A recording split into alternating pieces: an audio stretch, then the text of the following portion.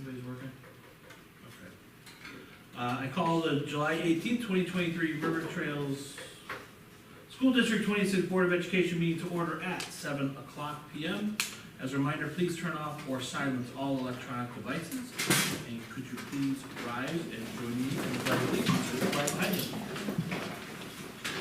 I pledge allegiance to the flag of the United States of America and to the republic for which it stands, one nation, under God, indivisible, with liberty and justice for all.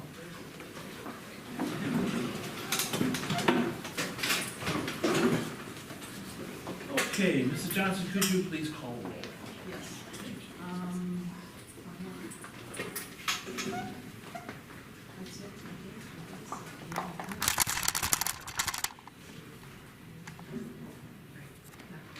Sorry.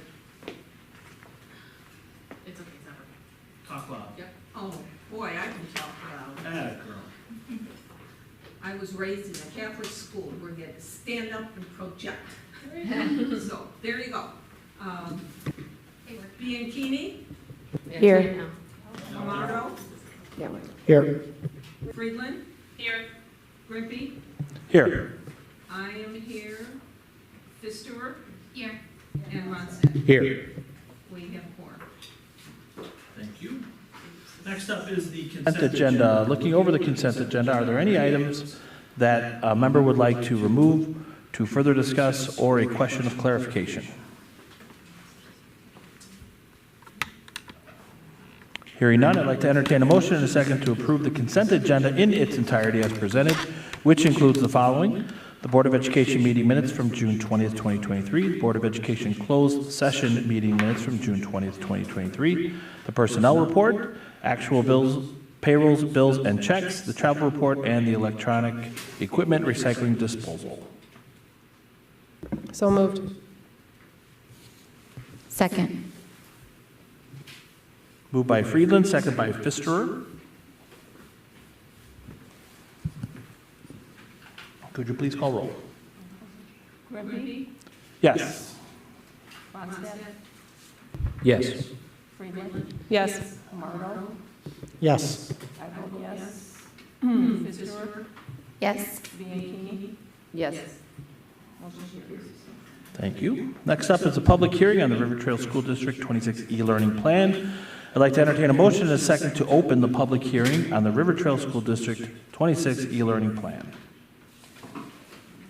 So moved. Second. Moved by Grimpy, second by Friedland.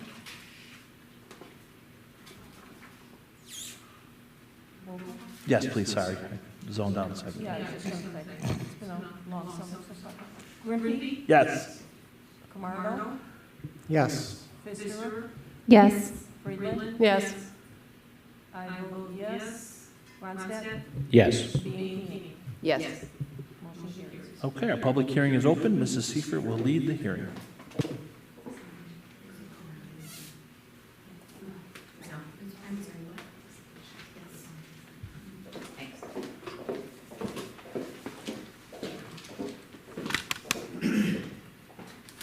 Good evening, everyone.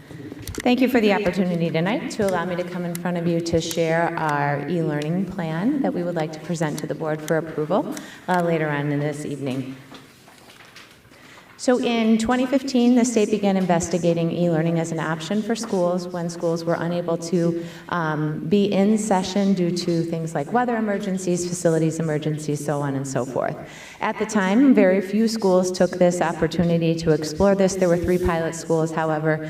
Many people at the time felt this was out of reach and it wasn't something that they would be able to do, with the technology and the resources that they had. And unfortunately, during COVID, we learned that yes, in fact, this is something that we can do, and that was the first time that we jumped into exploring e-learning as an option for our district. At that time, we did develop, in collaboration with our teachers union, our very first e-learning plan, which we brought to the board during that time, and we are now up at the 3-year renewal phase for e-learning, which is what brings me here tonight for the board hearing. You're going to hear very few differences in the structure of the e-learning plan this evening. I will pause for questions at the end, should there be anything that you'd like me to clarify, but I will go over the structure rather quickly because there aren't a lot of changes. In front of you, you'll see the different dates that are important for us to follow in terms of following the law for the e-learning plan. We had to send notice to our RTEA members. We had to send notice for public hearing. We needed to post on our district website, alert parents, have the hearing this evening with hopefully approval of the e-learning plan, and then we will present this to our Regional Office of Education as soon as tomorrow for final approval. Once that's in place, we have another e-learning plan in place for 3 calendar years. There are several mandatory components of an e-learning plan. Those are presented here in front of you. I'm going to go into just a little bit of detail on each of these. Additional detail can be found in the actual written plan, which is posted on our district website. So the purpose of e-learning is to continue learning without disruption at times when school is interrupted by weather or by some sort of other emergency. Teachers will use a variety of different technological and paper-based tools to support the work that they're doing with students, and e-learning days can count for official school days. They must include 5 hours of work for students and teachers. Communication is probably one of the most important elements of our e-learning plan because we have so many different stakeholder groups that need to know how to work and how to function on these days. So we have several structures in place to communicate with all of our stakeholders on the topic of e-learning.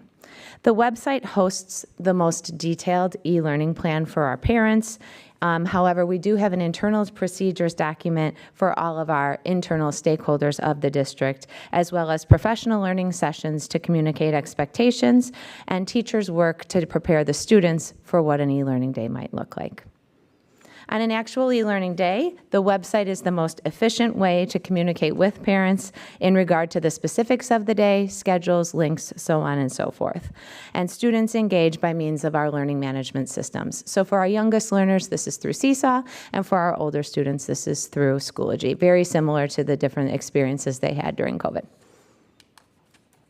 In regard to teaching and learning in alignment to what we're doing in our classrooms every day, learning activities on e-learning days will continue to align to the Illinois Learning Standards and move our content forward as much as possible. Teachers will use the effective strategies that they deepened their knowledge of during COVID to engage the students in learning while taking into account the developmental level of our students. Support is provided to our more specialized populations, such as our multilingual learners, our special education learners, and that is built into their plans for the day. In regard to access and connectivity, all of our students and staff have been provided with technology to participate in e-learning. And for students and staff without internet access at home, hotspot technology is available for students and staff to check out. We do, as I previously mentioned, have our 2 learning management systems that are deployed and organize all of our learning content into one clear place for parents and for students. All students are instructed to use these tools throughout the course of their instructional year, so this isn't something new for them as e-learning days may pass. The district will continue to use the Google platform to employ or to connect students to learning on those days, as we already are Google Enterprise users. This does not come at an additional cost. One area that can cause some questions at times is that of student attendance. Of course, students who are in attendance and are attending the different sessions during that day are marked present. However, we also need to allow some flexibility for students who are unable to participate on that given day due to maybe circumstances at the home.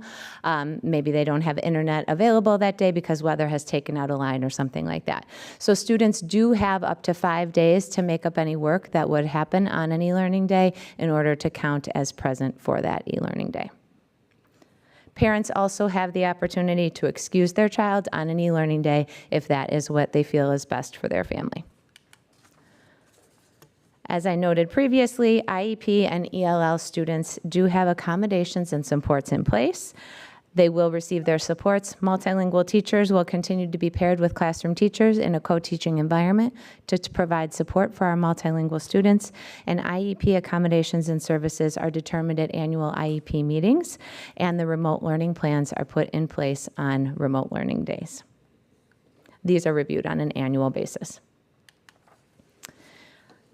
In regard to staff and student training, the very first step in this process is reviewing our e-learning plan with our teaching and learning committee in the fall. We do that at our very first meeting, typically in September. Following that, after thorough review, our staff is provided a Thursday morning in October to review the contents of the e-learning plan with their administrator and to spend time with their grade level and their content area teams to prepare and plan for those days. Things like setting up their links and looking at the structure of their lessons and schedules, so on and so forth. Following that, we ask the staff to train the students by November 1st of each calendar year, so that should weather situations happen in November, our students and our staff are ready should Superintendent Meggerly decide to utilize an e-learning day. This is just a very quick snip of our website. This has not been updated yet for this year, as we haven't met with our teaching and learning committee yet. However, you can see there's schedules posted, there's different grade level bands, and just basic information on attendance, hours, things like that posted directly on the website. That would be shared out directly by Stephanie the morning or the evening when the e-learning plan is determined, as well as by the principals and the teachers in each building. The district may only utilize a maximum of 5 e-learning days per calendar year. At that time, it is the discretion of the superintendent whether or not to use an e-learning day or to make up the calendar day at the end of the school year. But we do have flexibility when it comes to making those decisions. Are there any questions I can answer? And this is a public hearing, so anybody here can ask any questions. It doesn't have to be just from the board. I Actually, I do have a really quick question.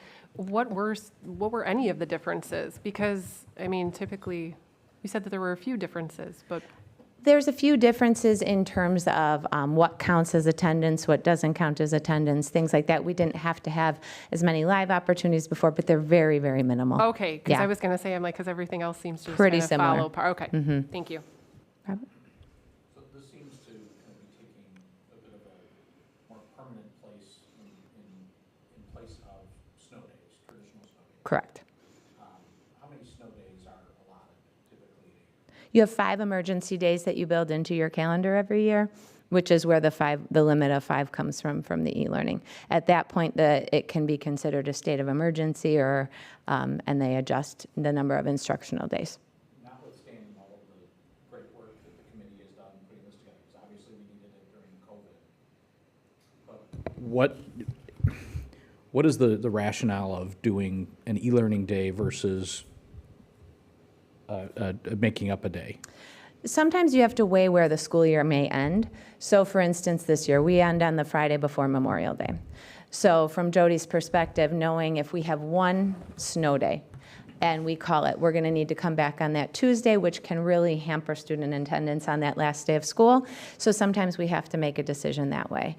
So it's really just based on continuing rather than pausing, and knowing that we have the technological tools available now to do so. Now, there have been several districts over long stretches of cold days that may have an e-learning day on the first day, and then they may pause for a day or two because they know teachers don't have content prepared, students aren't as engaged as they would be if it were multiple days in a row. And so we have the ability to say we're going to employ one e-learning day, and then we're taking an emergency day for the next day or two to give people time to plan.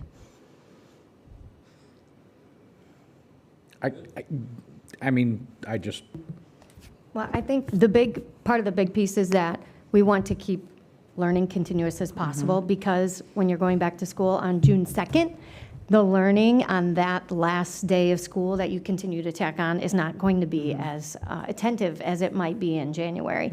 But, you know, many times we have a snow day right after Thanksgiving, or there are so many different factors of when it may occur, and we've had instances not that long ago where I think we had 5 cold days in a row. So that would be a lot to tack on at the end of the year. So I think it's the timing, the number of days, what the weather is, what's the point, at what point during the school year, all of Yeah. those factors we would consider. Well, in situations where some districts have some construction that they need to get, they're looking at schedules for that summer. So if the school year tags on too long, it can impact attendance due to vacations that families have planned. We had one school year where all of our incoming freshmen missed out on the start of summer school in the high school because the high school district concluded, but our calendar kept going. Because we don't have as many consistent start days across districts, it can really impact that end of the year date, which can make that transition difficult. So it's just something that we have to monitor closely. okay, still don't like it. I'm sorry, but the remote days I don't think are as effective as the in-person days. I think they're, despite all the planning that you can do, they're, I mean, I don't know if you could quantify it, but I can't imagine they're as productive as a day that would be on site. Otherwise, we wouldn't have gone through everything we did with COVID. And So- again, it allows us some flexibility. It So does, but it is an seems like option. the way that between the calendar and this plan is that, like I said, it's basically replacing snow days. We're not going to have snow days in the future. And if that reason is because we end on the day before Memorial Day, maybe we need to look over the whole calendar and make some adjustments so that we can make up those days. That's my opinion. Well, but the purpose of the plan is because we have to meet the guidelines set by the state board. Yeah. That's why we're having this. I mean, to put it in place is a whole different story, but or conversation. But we still have to have the plan in place. We're required to. No, I know we have the plan, and I think that, you know, for compliance purposes, I get this. And I do understand that there's leeway around the remote day versus snow day, that Dr. Megerly has that, to make that call. But I really don't like basically the assertion here that we're doing away with snow days.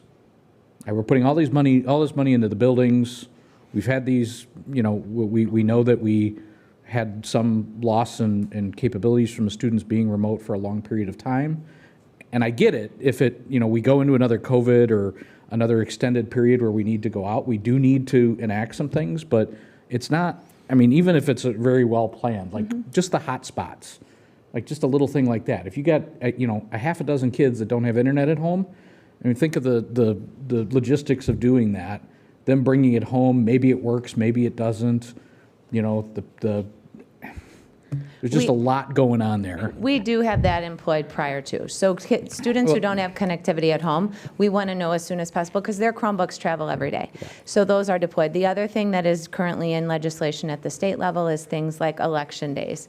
When there are some schools in the district that are in school, and are a polling place, and there are some schools that are not polling places, similar to our situation, where they're looking at the flexibility of allowing those schools that are polling places to utilize e-learning that day versus having the students in the building when voters are there.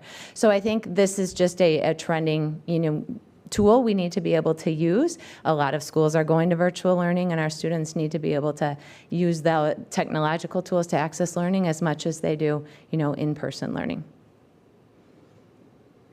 Yeah, I agree with that. I just don't agree with the Yes. Ronstadt Yes. and Camardo. Yes. Motion carries. Thank you. Dr. Magley, can I pause for a second just to officially welcome Alicia? So in the consent agenda, you approved the hiring of our new Director of Innovation and Technology. I would like to officially introduce Ms. Alicia Duell, who will be replacing Mr. Tomes. We had a very thorough hiring process, and I am so thrilled with the talents that she's going to continue to bring to our district. She is coming to us from Wheeling District 21, where she's had several years of experience to allow her to bring her best and brightest to our district. So, Alicia, a very warm welcome to you. Thank you. Welcome.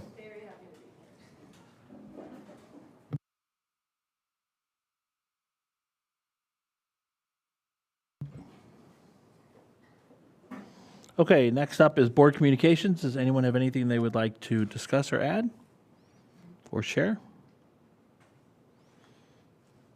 All right, hearing none, we will move to the recognition of the soccer pitch monies. Lyndall, the floor is yours.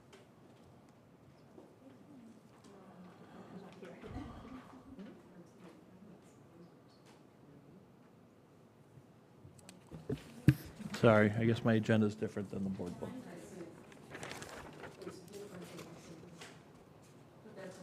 It's all right. Is that okay? We're still going to do it. Okay, so I really like to recognize Danny Martinez and the Bridge Community Church. Danny's wife, Laura, is here with us. I don't know if you want to come up so I can thank you. Danny has just done an awesome job of raising money for our new mini soccer pitch that's going in at Euclid. He raised everything that was needed beyond the grant that we got from the village, so it actually will not cost the district anything. I just got the AIA contracts to sign today, so we will proceed. They got HUD approval. So the mission for this project was connecting our communities through soccer. And Danny and the church, between the two, raised $44,000. We got the checks already. The Bridge Community Church was $20,000. The money from Danny was fundraised through GoFundMe, private donations from local businesses, organizations, and individuals from the community who are really excited about this project. So we are very excited too. So we couldn't have done it without Danny. So thank you, Danny. And thank you, Laura, because I'm sure you helped him a lot.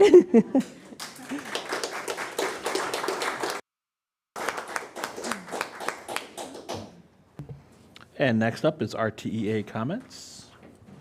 Mr. Kastner, you have the floor. Thank you.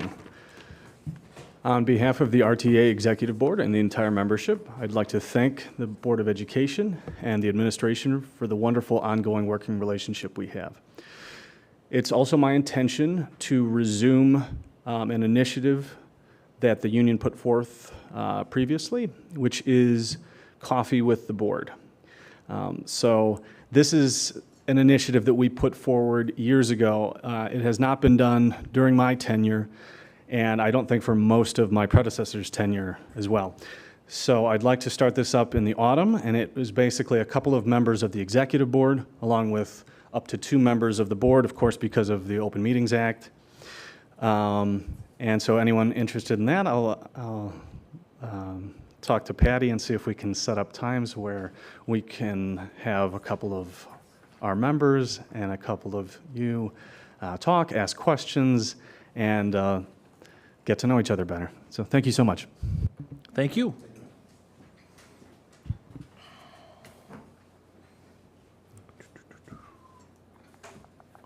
Okay, next up is visitors' comments. At this time, I would like to recognize any members of the audience to approach the board with their comment or question by completing a visitor comment card. Please do note that the board and administration typically does not respond, and if you wish for a response, please provide your name and number or email for a member of the board or administration to get back to you. Speakers are encouraged to limit their time for others to participate. A 3-minute time limit per speaker with an overall 60-minute maximum per visitor comments. Majority of the board can vote to extend time as deemed appropriate. Any comments? Okay. Hearing none, we'll move to new business and education services. And first up is the approval of the RTSD26 e-learning plan. This is an action item. Does anybody have any other questions or comments for Mrs. Seifert? Or you don't have anything else to present? We're good? Okay. Good. It was good, you know. All right, so thank you for your presentation. I would like to entertain a motion in a second to accept the e-learning plan as presented. So moved. Second. Who wants it? All right, My moved by first second. Friedland, second by Bianchini. Any comments or questions? Okay, Mrs. Johnson, could you please take roll? Pfister, Yes. I vote yes. Friedland, Yes. Camardo, Yes. Bianchini, Yes. Ronstadt, Yes. and Grimpy. Yes. Motion carries. All right, next up is the summer school recap. Carrie, you have the floor.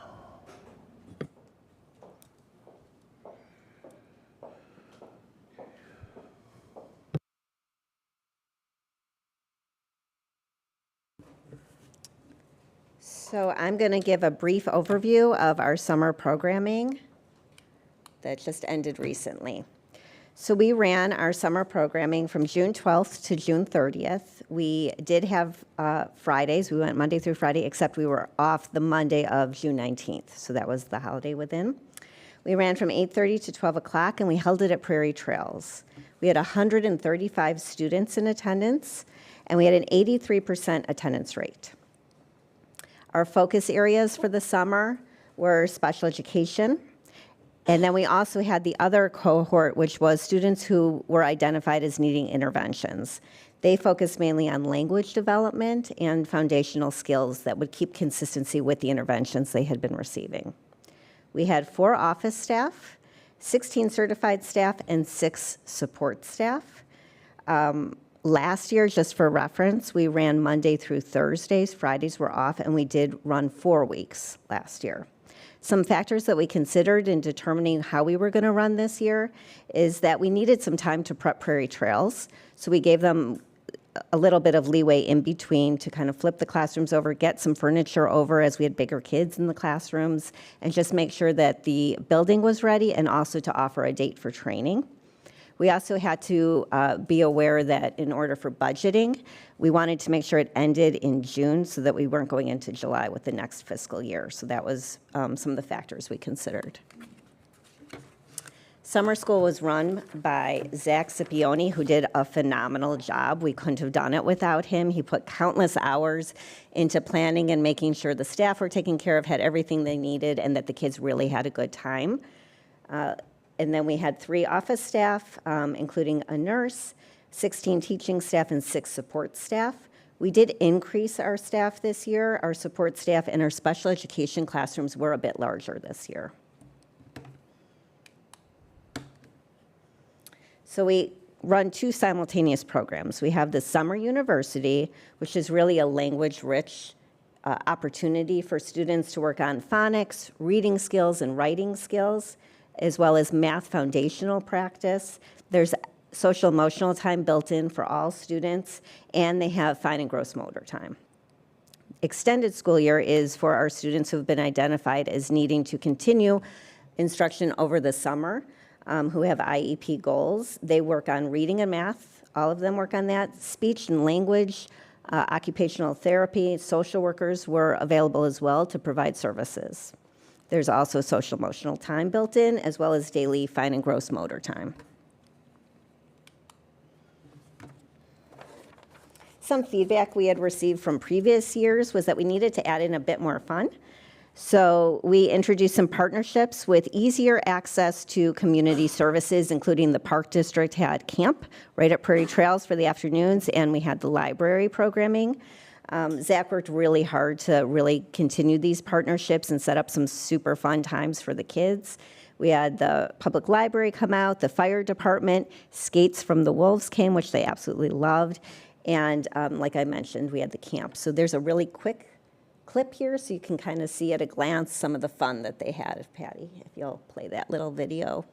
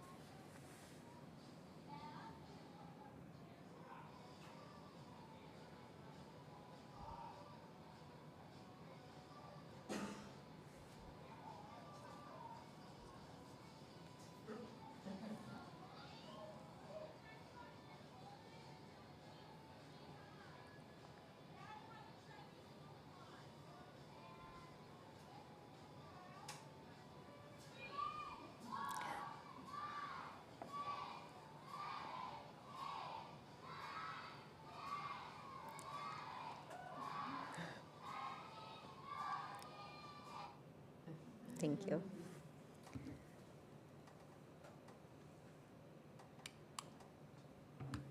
We sent a survey last year and we sent the same survey this year. We were able to receive 14 respondents from parents, and some of the information they gave was related to the length of the day. They really felt that the length of the day was perfect. 3 weeks, 50% felt was perfect, 50% of the parent respondents felt like it was too short. Most parents responded that June worked really well for them.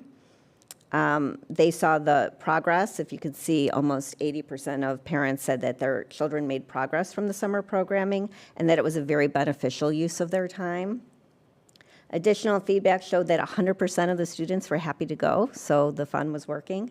The bus was helpful for parents, and kids were excited to go, and the parents really appreciated the camp option to extend the day for the kids.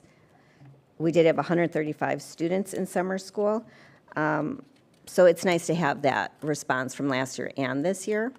And then we received feedback from 12 teachers who reported that 92% of them said the length of the day was great. 84% said that the 3 weeks was perfect. Most staff responded that June is a better time for programming. We did get some responses that Monday through Friday for 3 weeks was a good use of time, and almost everyone felt that there was a good impact on student learning by offering this programming. 93% of the staff were happy that they volunteered to give up their time and to teach over the summer. 100% of the staff appreciated that it was housed at Prairie Trails, and all the staff were incredibly appreciative of all of Zach's incredible work to support them. This is a chart that shows the difference in the response from the parents and from the teachers from last year to this year. And there was some information that is going to help us in designing the programming for next year. So our plan is to keep programming in June, but to go back to 4 weeks, Monday through Thursday. So that way we'll have, really the amount of days, it doesn't change very much, but it kind of extends it out, as we did have some responses the 3 weeks might have been too short. But we'll keep it in June because that really meets the current needs.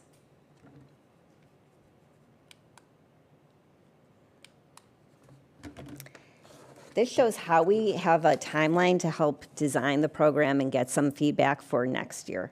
So in the fall, we'll be reviewing the academic assessments for all students, and in particular, also looking at the students that did participate in summer programming. In the winter, we'll start getting some feelers for staff that are interested in coming back and teaching next summer.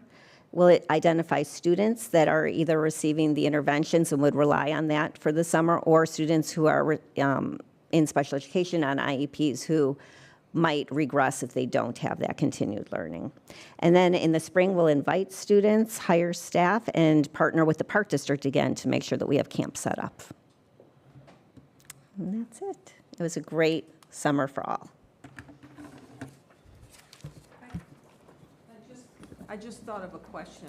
Out of the 135 students, how many of those are repeats from last year that are in camp, are in again? That's a good question. Let me get back to you on that. We can look at that. Okay. Okay. Does anybody else have any questions? I guess I just, oh, I'm sorry, Kim, go ahead.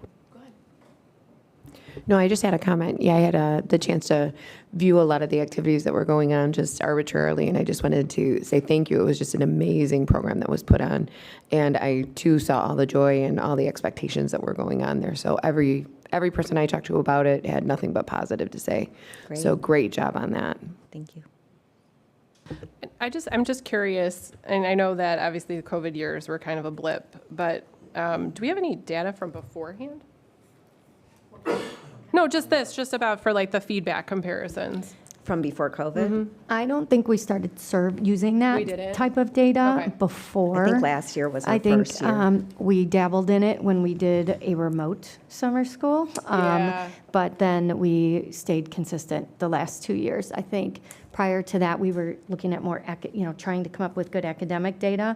And we found that the survey data was really Yeah, some of kinda the better data that we can use for designing. Okay, I was just curious, just to see how it compared to, I feel like there was before COVID and now there's after COVID, and I just was curious if there was any other feedback. But nope, thank you.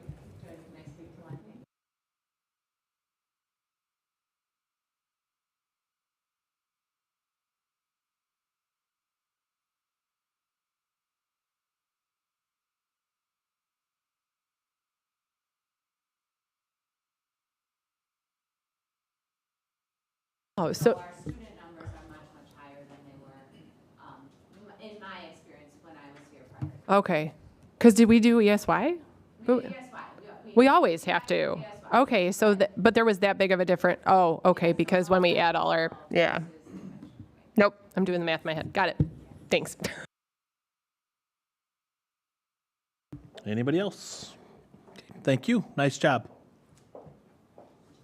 Next up is Business Services, Renew America's Schools, and Dr. Schuster, you have the floor. Okay, Patty is going to put up the presentation here.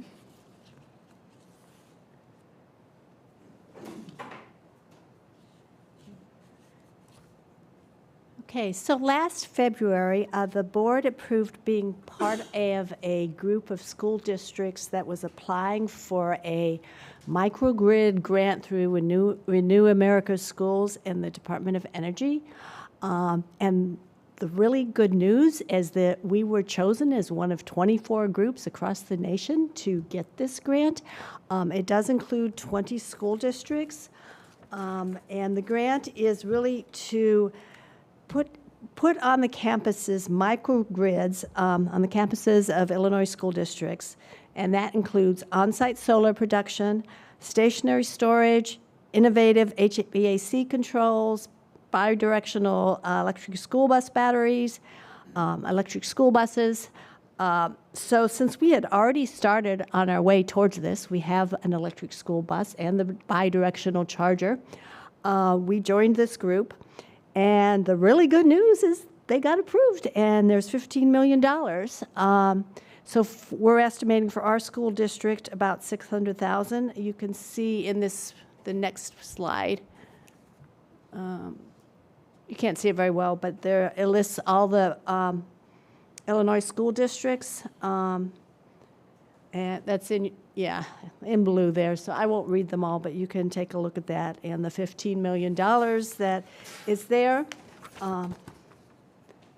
Next, the partners in it, ComEd for us, Nuve, which we already used, we actually have a Bluebird bus. Siemens is going to provide some of the microgrid controls. The University of Illinois, Chicago has an energy resource center working on this. Next, some of the assets, particularly the ones that we will take advantage of, solar array, which we will discuss further. All of these we will discuss further, but this is just, they're putting together everything right now. These are just some of the components. Stationary battery storage, a microgrid controller, switchgear and infrastructure. We did already have to put through a purchase for our switchgear at Euclid, and we'll probably do the same at Indian Grove. We already have the fast charger and the electric school bus. We are, part of our infrastructure projects includes HVAC controls too. So, I mean, there's a lot that we're already set up to do here. So I think it'll be a great advantage for us. The benefits for the community are energy resiliency, energy savings, emergency services, health benefits for kids, staff, and community, and a reduced carbon footprint. Some of the, you can go on to the next one, and you will see here the estimate is the full project budget for River Trails is $700,000, and we are awarded 95% of it, so we only have to contribute 5%. As we are, the next one's the timetable. We've been meeting on Tuesdays and Thursdays to work out some of the details for this, but they wanted a formal commitment by August 1st because they have a deadline of September 1st with the final commitment on it. So I am recommending that the board approve us going ahead with this commitment to this grant, and I believe it is an action item.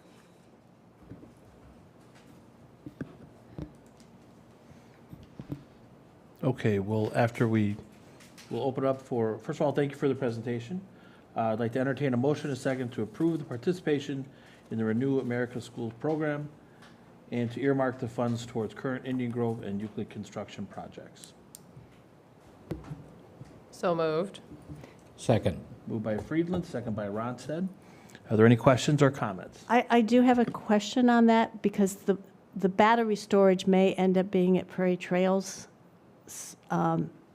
you know, because we have everything set up there too. So I don't know the details yet. I have had put in for all schools. We might okay. want to say it's for maybe all of the schools in the district infrastructure projects. So we'll just, all right, so we'll amend the motion towards current District 26 construction projects And future. Yeah. and future projects. Do we need another motion? Are we good? Patty, can you just reread the motion?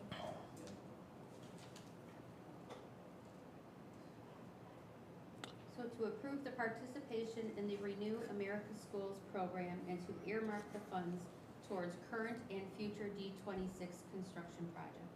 Correct. Do you have to read it into the minutes, or? No, that's fine. As long as who seconded it Ron said, and you approve of it? not yet. We didn't vote yet. No. We're It's new. just a motion. Oh, I'm sorry. He needs to make Sorry. the amendment to the vote. You're right. Take roll.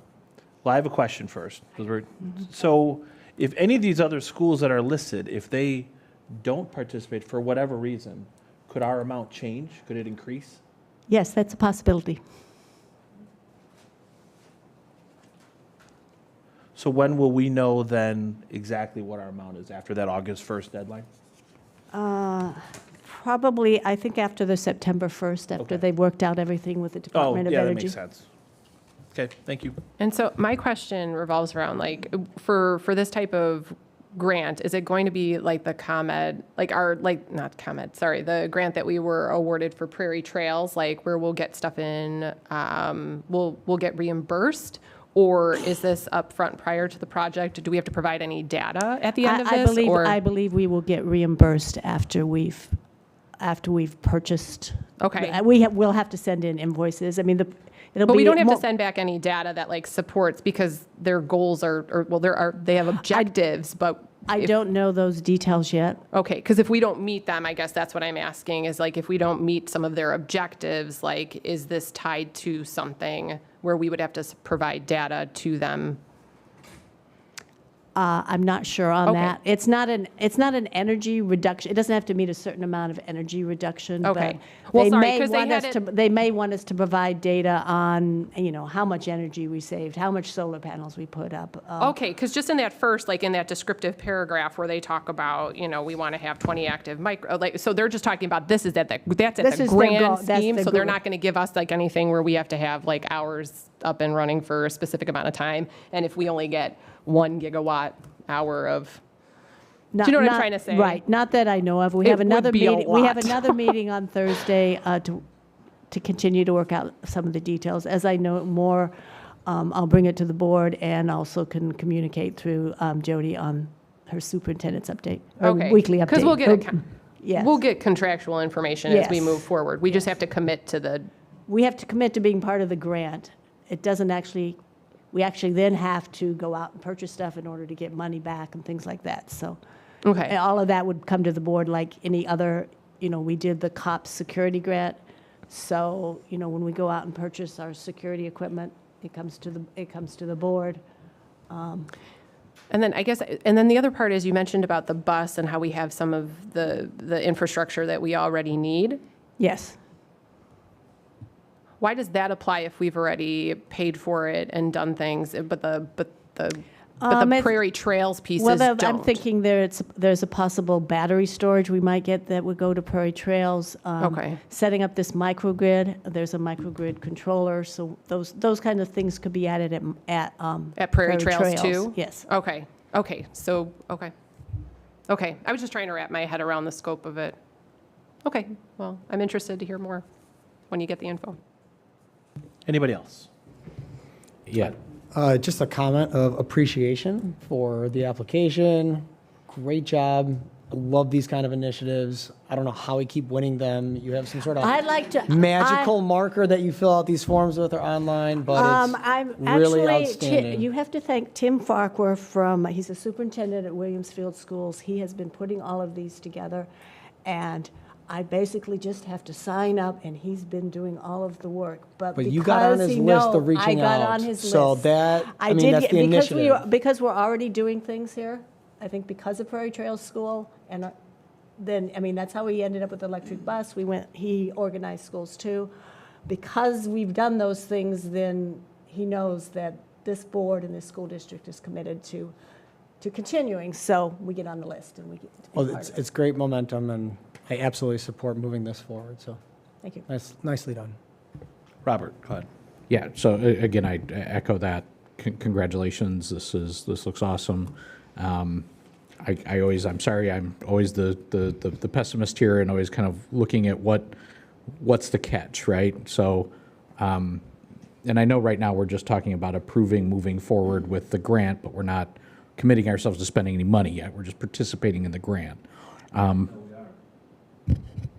We're, Right, that 35. Be $35,000. okay, I'm sorry. All right. Okay, I missed that. I didn't know we were committing to that tonight. So, okay. But I guess a couple of the questions that I had were, it says that the purchase power agreement with Econo Energy. So one of the things, when you go walk around, pick your mall, or you see the trucks running around with the solar, and they're like free solar panels. So how they are typically working that is that they're financing installing solar panels on your house and then putting you into a locked utility rate for a term to basically, to some degree, to recoup costs. So there's a $35 grand, it's Department of Energy. I don't think it's a big pile of money. I'm willing to throw down for 35 grand if that's the Yeah, case. my understanding from the discussions I've had is we do not have to do a power purchase agreement. If we decide to do the solar panels, we can do them like we did at Prairie Trails and fund them ourselves. It will always be part of the analysis as we start to look at solar panels. Is it more cost effective to purchase them ourselves or to do something like that through the Power Purchase Alliance? If we decide to do the power purchase, then they do have a group here. So doing that. I guess in that case, then where is this 35,000 supposed to go here? I mean, it's basically 5% of what, 5% of the money that the federal government gives us. We just have to show that we've spent that money. It could be we purchased solar panels and, federal government paid 500,000. We paid, 25 on those, and then maybe the controls for the Okay, so microgrid. we're actually going to spend that money on gear? We would spend that money on the things that are listed here. No specifics yet of what that would be. And we don't actually get any money from the government until we actually spend it. So if the board decides not to spend it, then there is always an out on it until the point that we've actually committed to the expenditures. Okay, but so when do we have to spend the 35 grand by? That I'm not sure. I think we have a couple, 3 years to do this. Okay, so we still, to that point, we're not specifically approving spending money here. No, but I'm just showing you what we think it would be that we would have to spend, that 35,000. Okay, Based on, and they haven't even worked out all of the details of what each school district gets, but that's Yeah. their current estimate. Okay, That's a so draft. again, going back to what we're doing here is approving, moving forward with saying we're going to take the grant. Yes. But we are still not hard committing ourselves to any dollars spent. Correct, And we yes. still have a lot of details to work out here. Correct. Because on the surface, it's awesome. Yes. Yes, there And- is still a lot to work out on this. Okay, and then, of course, there's the, up to $600,000 worth of our money, Right. which isn't a drop in the bucket when we have basically got our capital budget extended out until 2035 right now. So I know that's, in the grand scheme of things, not that much money, but obviously that's got to be taken into consideration as well. But again, in terms of moving this forward, I'm fine with this. I just wanted to call out those items. Any other questions? Just to clarify, that 600,000 is just upfront to be recouped.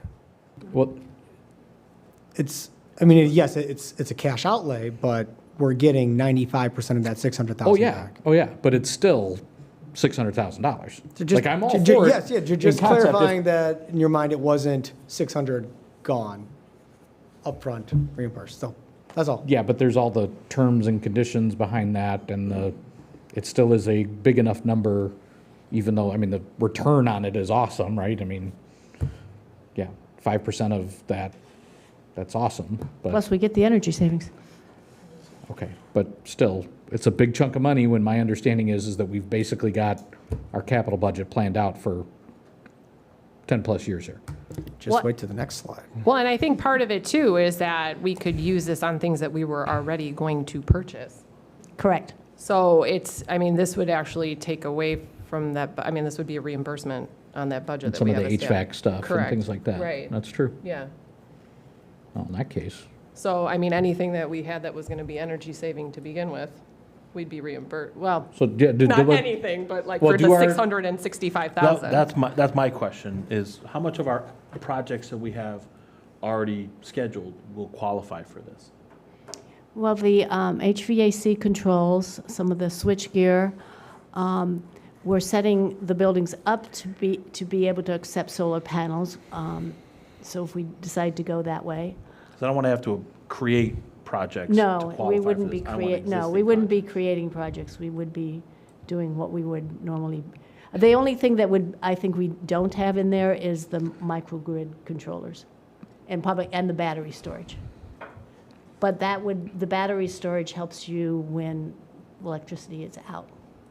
That's the whole purpose of this, is to become resilient. As there's more and more electric buildings and vehicles, I think they're trying to determine how to keep that electrical supply up there to handle it all. And they think this is a good, unique way to do something like this, and that's why we got that's why they got the grant.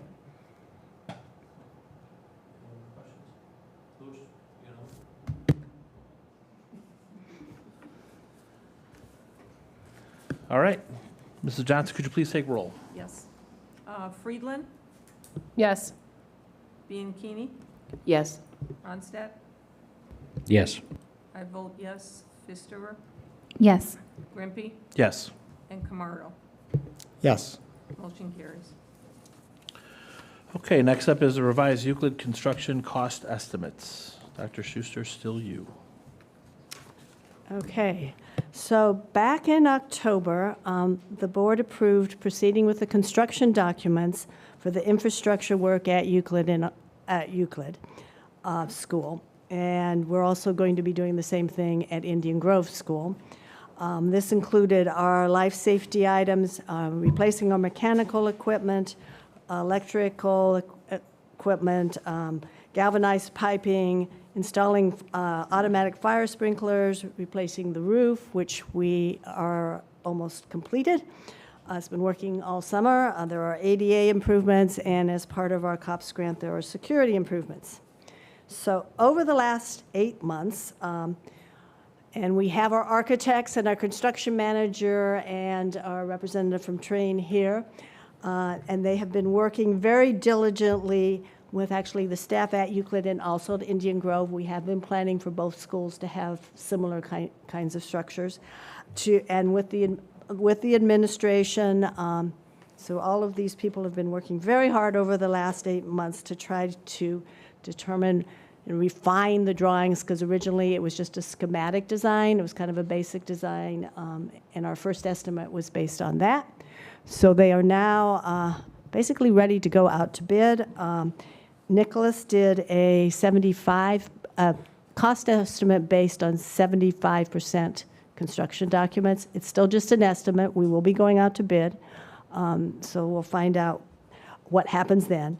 But based on all of these meetings, our staff and administration felt that it was very important that we are renovating each building to have the same standards we have at Prairie Trail School, which was not part of the original schematic design. This means that the classrooms have been modified to have the flooring as we have it at Prairie Trails, which is the tile flooring with the kinetics carpet, so we don't have to have rugs in there. It's already got some carpet, but they have an area where if they want to do art projects or run robots or whatever, they can still do that. Technology department thought it was important that the teaching wall and the schools and the staff be covered with a drywall to hide everything there. Can you put up the classroom renovation rendering? So up on the screen you will see the classroom there. That's what a classroom. So also with a new marker boards on the teaching wall, so that would be a teaching wall. We also added casework, those full-size storage units like we have over at Prairie Trail School. And we're repainting the classrooms. I don't know if you can go to the back wall too. So there's the window wall where the univents are coming out. And there is some drywall going there because the univents.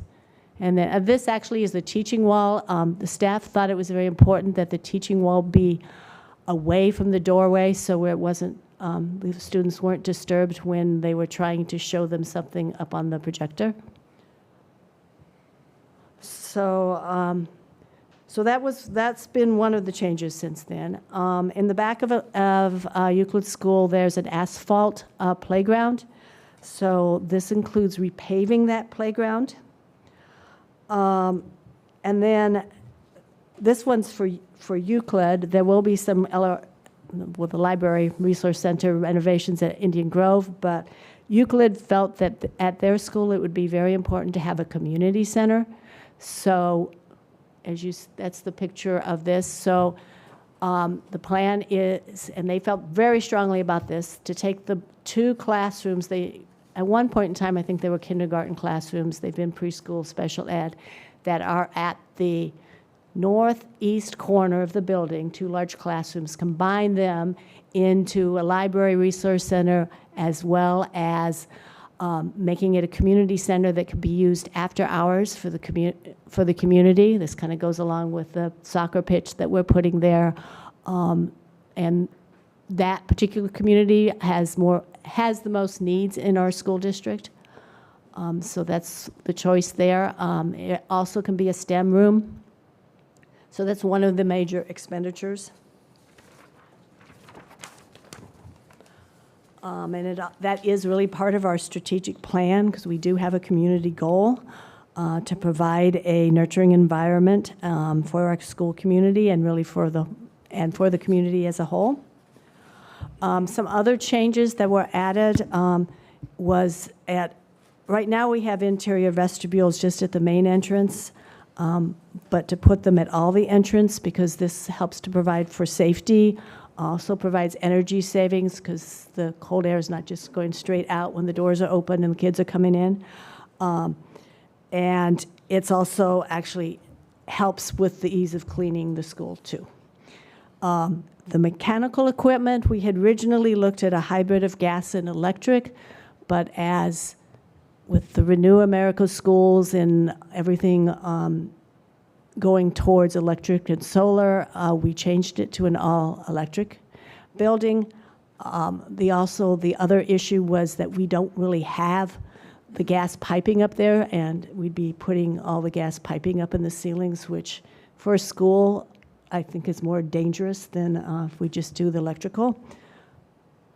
And then the system is really basically the same as we put up at Prairie Trail School, but Train has recommended that we use their Diamond commercial installers, the Diamond certified. This actually helps us in terms of our warranty. It gives us a longer warranty without any extra cost. These people have been really well trained, so there should be less issues with it going in.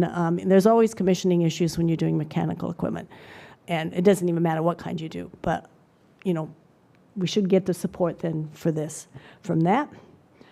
What else? I think that's really all of the major changes.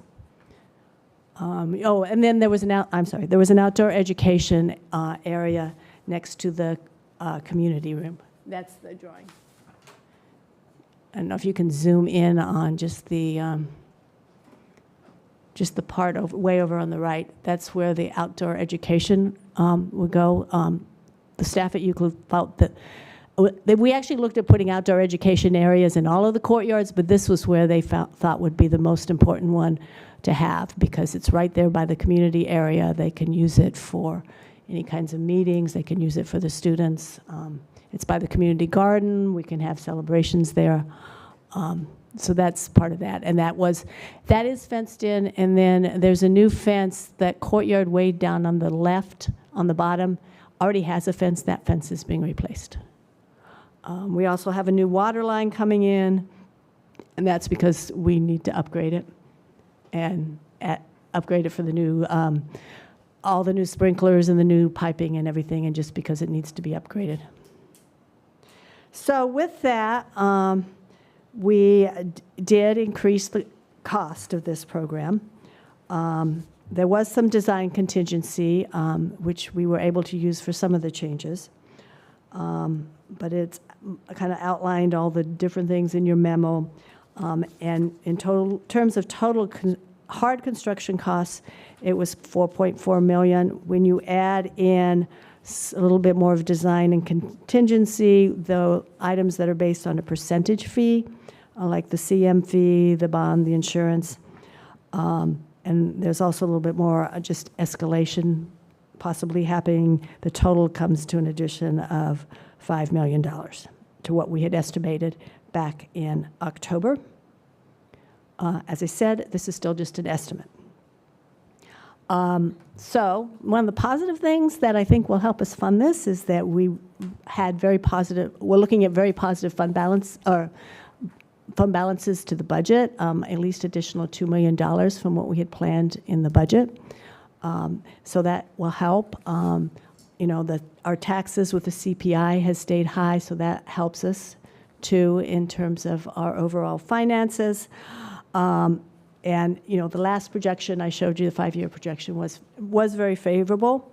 So because of that, the administration is recommending that the proposed above changes are very important to the students, and that we have equity at all of our learning environments, and that the community have a space to better connect with the schools. So they are recommending, or we are recommending, that we actually continue with the documents as designed here with all these changes in them. If we do that, if the board approves this plan, then it's ready to go out to bid tomorrow. The bids would be due on August 15th. It won't be enough time to actually review it with the board on the 15th. So we would have to set a separate operations committee, possibly a committee of the whole, between August 20th and September 19th, and the board would then approve the bids on September 19th.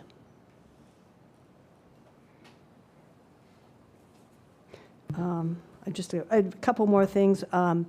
We will talk about the train purchase through the Omnia purchasing that we anticipate approving at the August 15th board meeting, and we will be looking at bonds during the spring.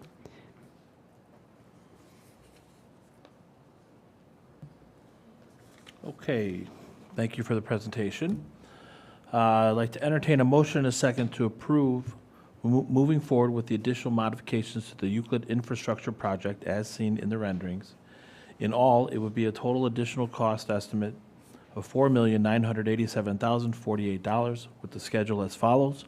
Out to bid July 19th, bids due August 15th, board would be on notice August 15th, an operational committee meeting between August 20th or September 19th, or a committee of the whole, following board approval on September 19th. So moved.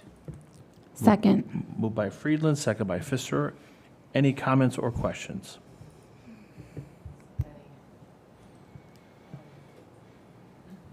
You can start. Go ahead. My mic is not. Did you say so many comments and questions? Yeah. So where to start? That's why I wanted you to start. Okay, just make sure I understand fully. A no means we just go back to the original plan and all that, or which of the $5 million line items are an absolute must-have, or the original October plan design could not proceed? Or is this all just straight incremental, teacher community wishes that are added on? Well, I think some of it, like the all-electric, I would not recommend going back to the gas, even if you don't want to do anything else.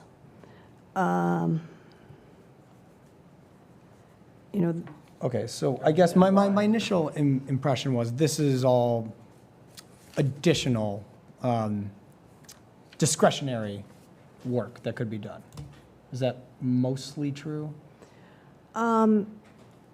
It could, if we want our buildings to look like Prairie Trails building, then it's not discretionary. Okay, so then, If that's our model, that's the and if mindset. that's our model, and we want that for all of our schools, then it's not discretionary. so then the original plan, if that was the idea, never should have been proposed with a $17 million project. That should have been the 20-something. But I don't think the objective was to have all 3 schools be as nice as Prairie Trails. Yeah. A wish, a want, absolutely, but a financial constraint more so. And so with the benefits of the 5-year forecast, the $2 million, the CPI, $5 million here, which means Indian Grove is going to need another $5 million to make it as equitable. So then that's $10 million above beyond what our maximum cash constraints are through 2035, as you pointed out earlier. So I don't know we already capped ourselves out, and now another 10 million. I would say supporting this, so 10 million more instead of elevating Euclid and Indian Grove to that of Prairie Trails, take all of our future savings, maybe that comes out to 15 million. Would that 15 million be better suited here instead of having to have a referendum or other bonds? Because right now there's no plan or funding to make any improvements to the middle school. At this point, everything is predicated on a referendum for bringing in the financing. We are doing furniture at middle school. Furniture, okay, but the roofs and the classrooms and all those guts. So, I mean, so many times in these meetings, we debate $5, $10, $15,000. And this is a $5 million for one school, which we obviously know is $10 million, because you can't, that's complete inequity if you don't approve it for. Probably where we include this For, yes. So, I mean, would love it, would want it, but we can't afford it. I don't see how it's just financially possible. And I don't even think Danny and his team can sell $5 million in sponsorship. So those are my thoughts. I just want to add, I know it's easy to try to run down the road and think of all the other buildings. But if we could just focus on Euclid right now, because there are a lot of unknowns. I mean, I think we know that prices will increase over time. I think that, yes, some of the things are more aesthetic in nature that are on the list that cause the costs to go up. But I think that, through the process, we have to make sure we take in the teachers' input, because they're the ones teaching in that space. And so part of the proposal is, yes, we have Prairie Trails as a standard, but when we walked into Prairie Trails after it was built, the first thing that everybody said was, wow, this is amazing. So I think as a board, we need guidance as, like, do we want our buildings to look amazing from the outside in, create spaces where the teachers love to be in, because that's Prairie Trails. They loved teaching summer school there. Or do we want to, we could pull back on some of those aesthetics and some of those teacher requests, but we need to know what that standard is moving forward, because it's not fair to the teachers and the administration to ask them for their input and then not go that direction. So we know that this price went up a lot. Lyndall put in probably an extra 40 to 60 hours, going back, double checking, meeting with Dave, meeting with FGM, and making sure that these numbers were the right numbers. So, we are not happy that it's this high, but I think we want a Prairie Trails. Like, that's why we're proposing this to you. I mean, even just the renderings are like, wow, I can't believe that's the same building. So that's a little bit more of the background why we're proposing what we are. So this didn't take place the first time, like prior to October, asking the teachers' opinions on what they were interested and wanted? Like, we waited until we were this far into it? Yes, the first renderings, right, Lyndall? Those are really just the first Yeah, initial sketches. right. That was just the first initial, just to get the board to move forward with doing all of the major infrastructure. And then at that point, we started working with all of the staff. There was a little bit of input from the principals before then, but, I mean, it was a lot of money to do the construction documents, so we didn't want to go too far down that road unless the board was committed to doing the projects. Okay, so one thing I'm really struggling with here is this Prairie Trail standard. Okay, when we embarked on talking about Euclid and Indian Grove, we specifically understood that we were not going to remodel those buildings to a Prairie Trails level. So you're talking about guidance, you're talking about standards. I thought that was very clearly communicated, that we were bringing up Euclid and Indian Grove to a higher standard, but it was not going to be at the Prairie Trails level. So I'm equally kind of surprised to see this and frustrated by the dollar amount here. And all due respect, we can focus on Euclid, but we as a board have to understand how this impacts future capital spending, how it maybe pushes us into a referendum at some point to deal with this school, and what are we not gonna be able to do if we spend this money? And I'm gonna leave it at that. Anybody else? Well, I know that like a lot of those things change, and so we'll have CPI will be high for at least next year, right? 'Cause it's like, Correct. but like, do you have any thoughts? I mean, I think you would probably not as much, depending on, you don't get to Indian Grove until you get there. There's going to be an increase of price, but does that include a courtyard? Does that include, it may look different for each school, but do you have any thoughts about how to pay for both?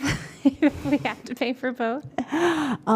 Some of the thoughts are in terms of borrowing money. There may be some more ability there to look at, relook at that. We looked at that a couple years ago and came up with a plan. But there's, as we get this refined, there can be more of that.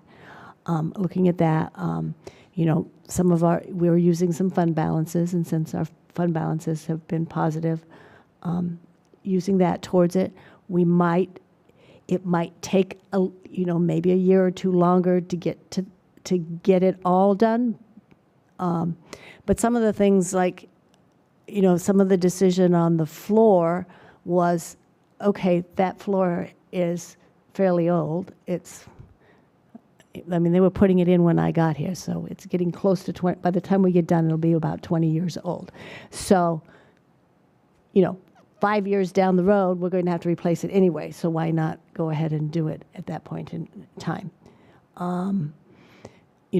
They want storage. Some of the storage, we were looking at doing it with furniture, but they really like the big wardrobes that they have over at Prairie Trail Schools. So there will still be storage with furniture. We took out all the univents. That was part of. I had some money in there for furniture. That was part of that. So there's some trade-offs there too. The one big thing that wasn't in it was that LRC community room that they, really felt strongly on that. And, it was, we didn't do the full staff input till we got approval to proceed with the project. I guess Lewis's point, like the LRC, is that something that you have to change? Can you do the classrooms and not do the LRC and do that later? Or do we save a lot of money, a lot of construction costs by doing it all at once? Like, I'll let Dave and Troy answer that one. Are there pieces? I get it. Like, spending money, not anybody's favorite, and we definitely want to make sure future-proof as much as possible. But when you have feedback that 100% of the staff prefer to teach at Prairie Trails, I completely understand that. And about 100% of students probably prefer to learn at Prairie Trails. So. Yes, go ahead. I'm going to make Troy talk about design. But I will say, from a construction standpoint, of course, getting into the spaces, there's always going to be economies. So the more work we do, the more cost effective it's going to be. I think that, and I'll let Troy explain a little bit on design. We've done LRC alternates before in other districts. But again, certainly it's going to be more cost effective to do it now than it would be, maybe it costs $1 million or $1.5 million this year. Next year, if you bid it, it may be $2 million. So it's only going to go up from here. So certainly there's economies of scale, but as far as specifics go and the design, I'll let you speak to that. Sure. I would like to add to what Dave said too, that, the idea of doing something at a future point means that you still have to do something today and then likely undo that to do it in the future. So just think of it in that way. We find, clients are less likely to do that. They'll tell themselves we'll do that down the road, but it probably won't really happen that way because you have to do something now and then undo it in the future in addition to doing the work the first time. Correct. That's correct. But I'm happy to answer any design-specific questions if anybody has those. Well, I think part of my confusion is for the new LRC. Like, I understand moving the location. I can picture it in my head. It's a beautiful design. But, we had an LRC redesign for Euclid a while back. There was like a proposal. I remember looking at the pictures when I came to visit. There was a proposal at one of the referendums. We did do that. And that too was beautiful. And that was using the same space, which I would assume would... To some degree. It had an addition involved in that. So it was It did have a slight kick out with a fence. I do recall that. It did, yeah. And it also required peeling the top off of the building and going up. So there was more to it. It wasn't just literally the same space. I do want to clarify that. No, you're right. It's coming back. We're lucky that I remembered the original. So, okay. That was also a very cool concept. It was very nice. It was beautiful. I remember looking at the drawings and I was wowed. And so, Lyndall, you know, I appreciate all of your forward thinking, and I am always 100% invested. I know I can't speak for everybody on the board, but moving to electric and moving that way, and I totally support that effort. I am just having a very hard time with the rest of the additions because they're all beautiful. I love new things as well, but I'm having a really hard time with knowing where our funding down the road is gonna come from. And like I said, I am 100% in support. I was before when we were talking about this for moving to all electric. I think all of our buildings should go that way.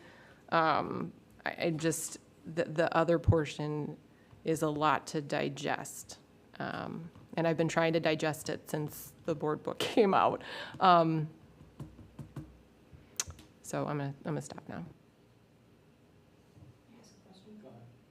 So actually, when the board book came out, and I was looking at some of these, am I just clear on, let's just say above that green line, it's not on the front, but we're reviewing with Euclid staff, underneath that are more of the things that the teachers had recommended, but above that green line where we're looking at the HVAC and all electric building, those are still the additional costs, but those are really infrastructure costs. Correct, yes. Okay, so looking at those almost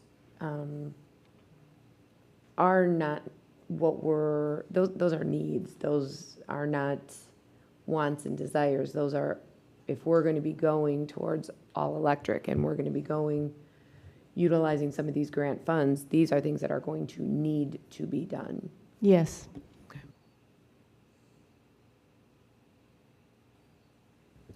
I guess coming from a teacher standpoint, though, I do hear where Jody is coming from. The underneath the green line, reviewing with the Euclid staff, those. And it was Euclid Those and are Indian needs. Grove staff too. And I Indian Grove, forgot to right, but mention that in the memo, for- but yes. from a teaching they view, were, those yeah, are they were, needs. yeah, they Those were are all part needs. of it. Understood. I get it, they're all beautiful, I'm just, like, what does this do to our long-term financial picture? And until I have an answer to that, and I'm comfortable with it, this either, in my opinion, gets delayed, or it's a no for me right now.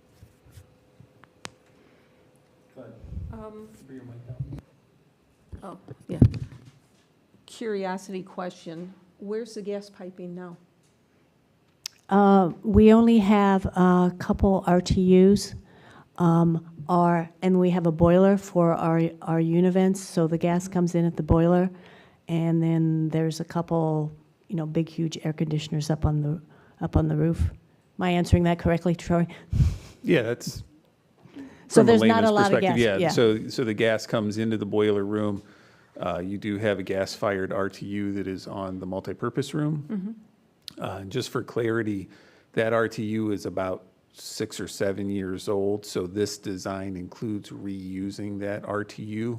Because it's so new, we don't want to be poor stewards of the district's resources. You spent a lot of money on getting that replaced not too terribly long ago, so we're going to keep the gas service to that RTU until it's time to replace that. But the electrical service that we would be replacing at this time is sized to accommodate the replacement of that RTU with an electric RTU down the road.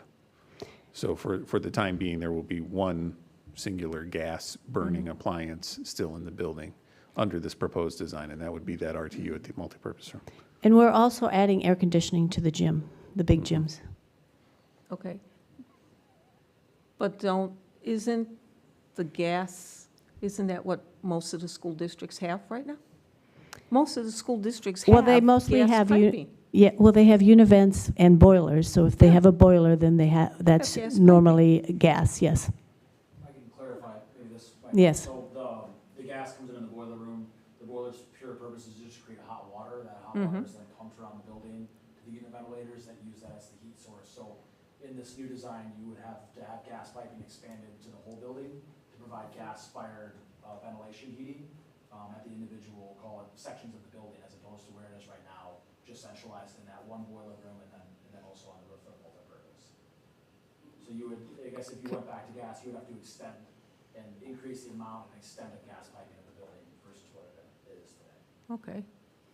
But I'm sure there's big buildings all over the place, like the high schools they're huge buildings, so they've got to have. I think what they're trying to say is that it comes into one location and the infrastructure isn't there with the gas piping to be in every single area that we would then need it in order to heat those locations. So you'd have to run gas piping to multiple areas versus having it come into one location, unless I'm speaking incorrectly. No, you're absolutely right. You're So instead of interpreting coming into correctly. one location, so that means that they're going to have to do all of the work and get into all of the walls or the ceiling to put in new pipe, because none of that pipe is there. But to Donna's point, yes, gas heating is the predominant way of heating in this region. That is typical. However, the charge of the district in, the recent past, for as long as I have worked with you, is to do better than what everybody else is doing. And so in this case, in conjunction with the grant that you were talking about earlier, with the Renew America Schools, we're looking at trying to modernize the system to what is going to be moving forward in America, the kind of cutting edge technology for how HVAC is handled. Okay. Okay, thank you for that answer. And then I had emailed you a question about why don't we participate in solar farms as opposed to buying our own panels and putting them up there? The answer to that is that's something we can investigate. I think solar farms are fairly new, but as we're looking at solar panels, we can look at that as an option. But it would still take an all-electric building. It still would take an all-electric building. Okay. And then going to the LRC, my mouth kind of dropped. And I was trying very nicely to figure out how to nicely word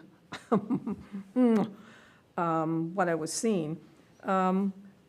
If we leave the LRC as it is and just remodel it, make it nice, okay?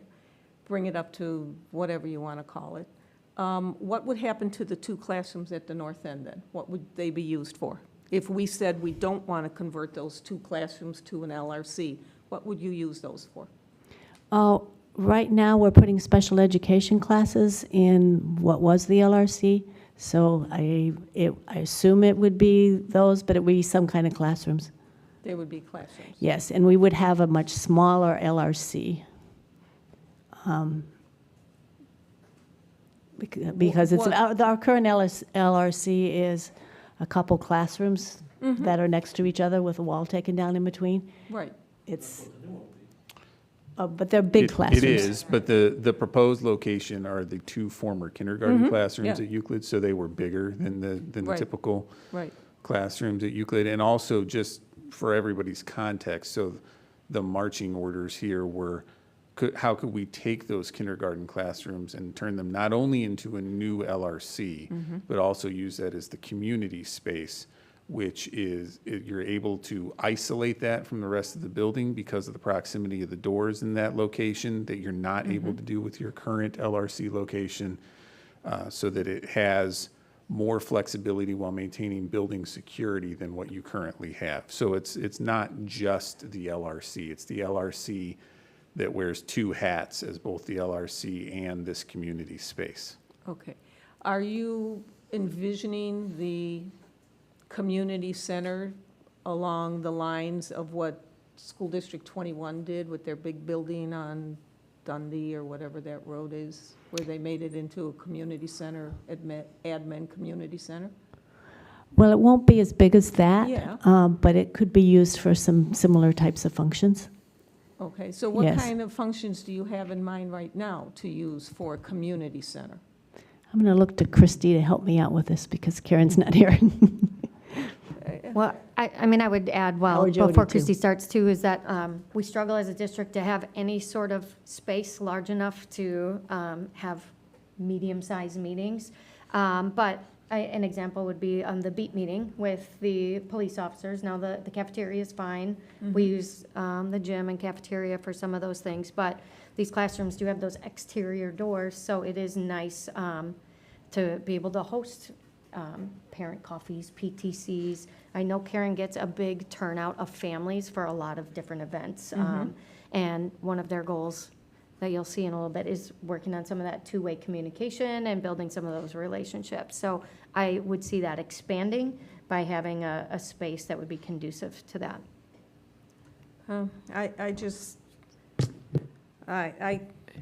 The cost of that is just phenomenal.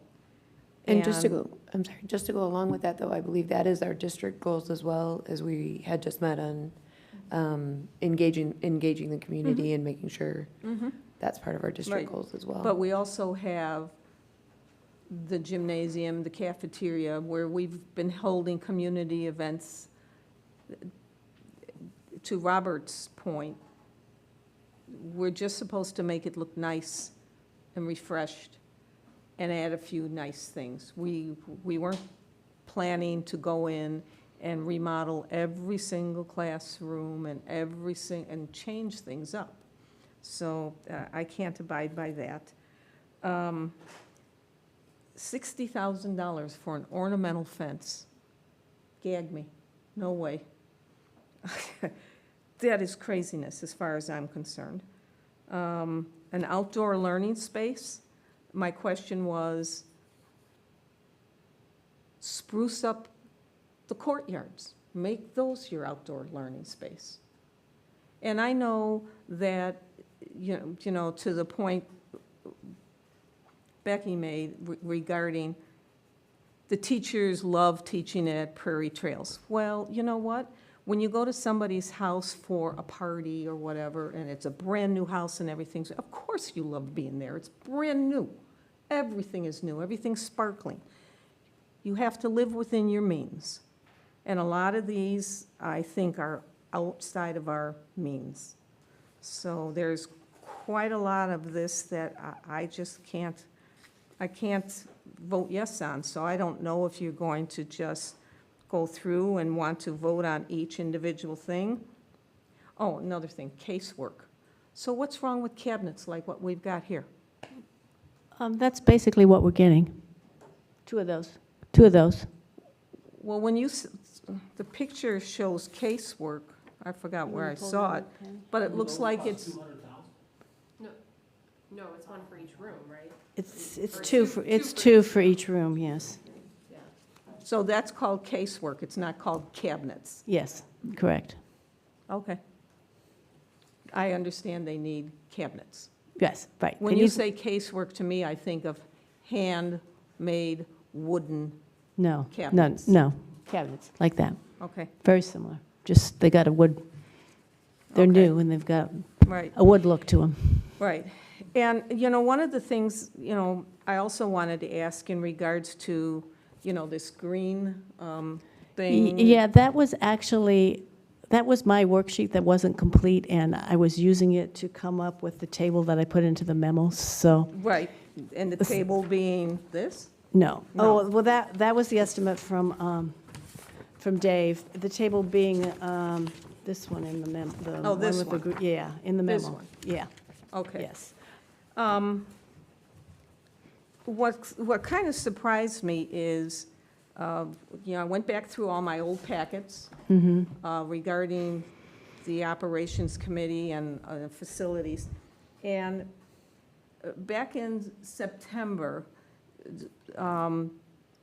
Nicholas and Associates said that there might be, you know, here's the base, and there could be a 7% escalation, okay? And I included the 7% escalation in my original cost estimate. Right, okay. But I was kind of thinking to myself, not everything went up by 7%. So, you know,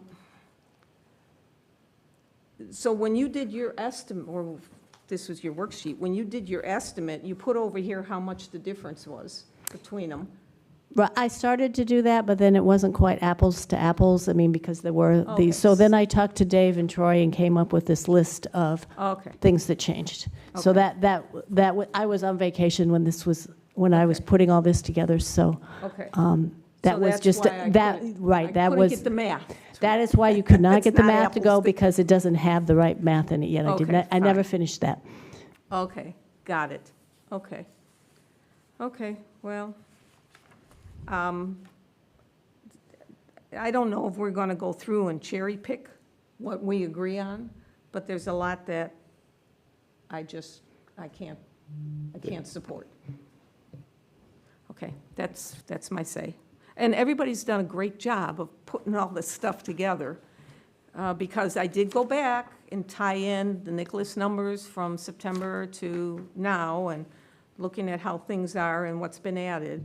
So, yes, and the schematics and everything, great work. But 5 million added to the budget for something like this, no, can't do. And there's nothing that I could say that hasn't already been said. You guys have echoed my sentiments already, so unless anybody else has any comments or questions, we'll have Donna call roll. I have a comment.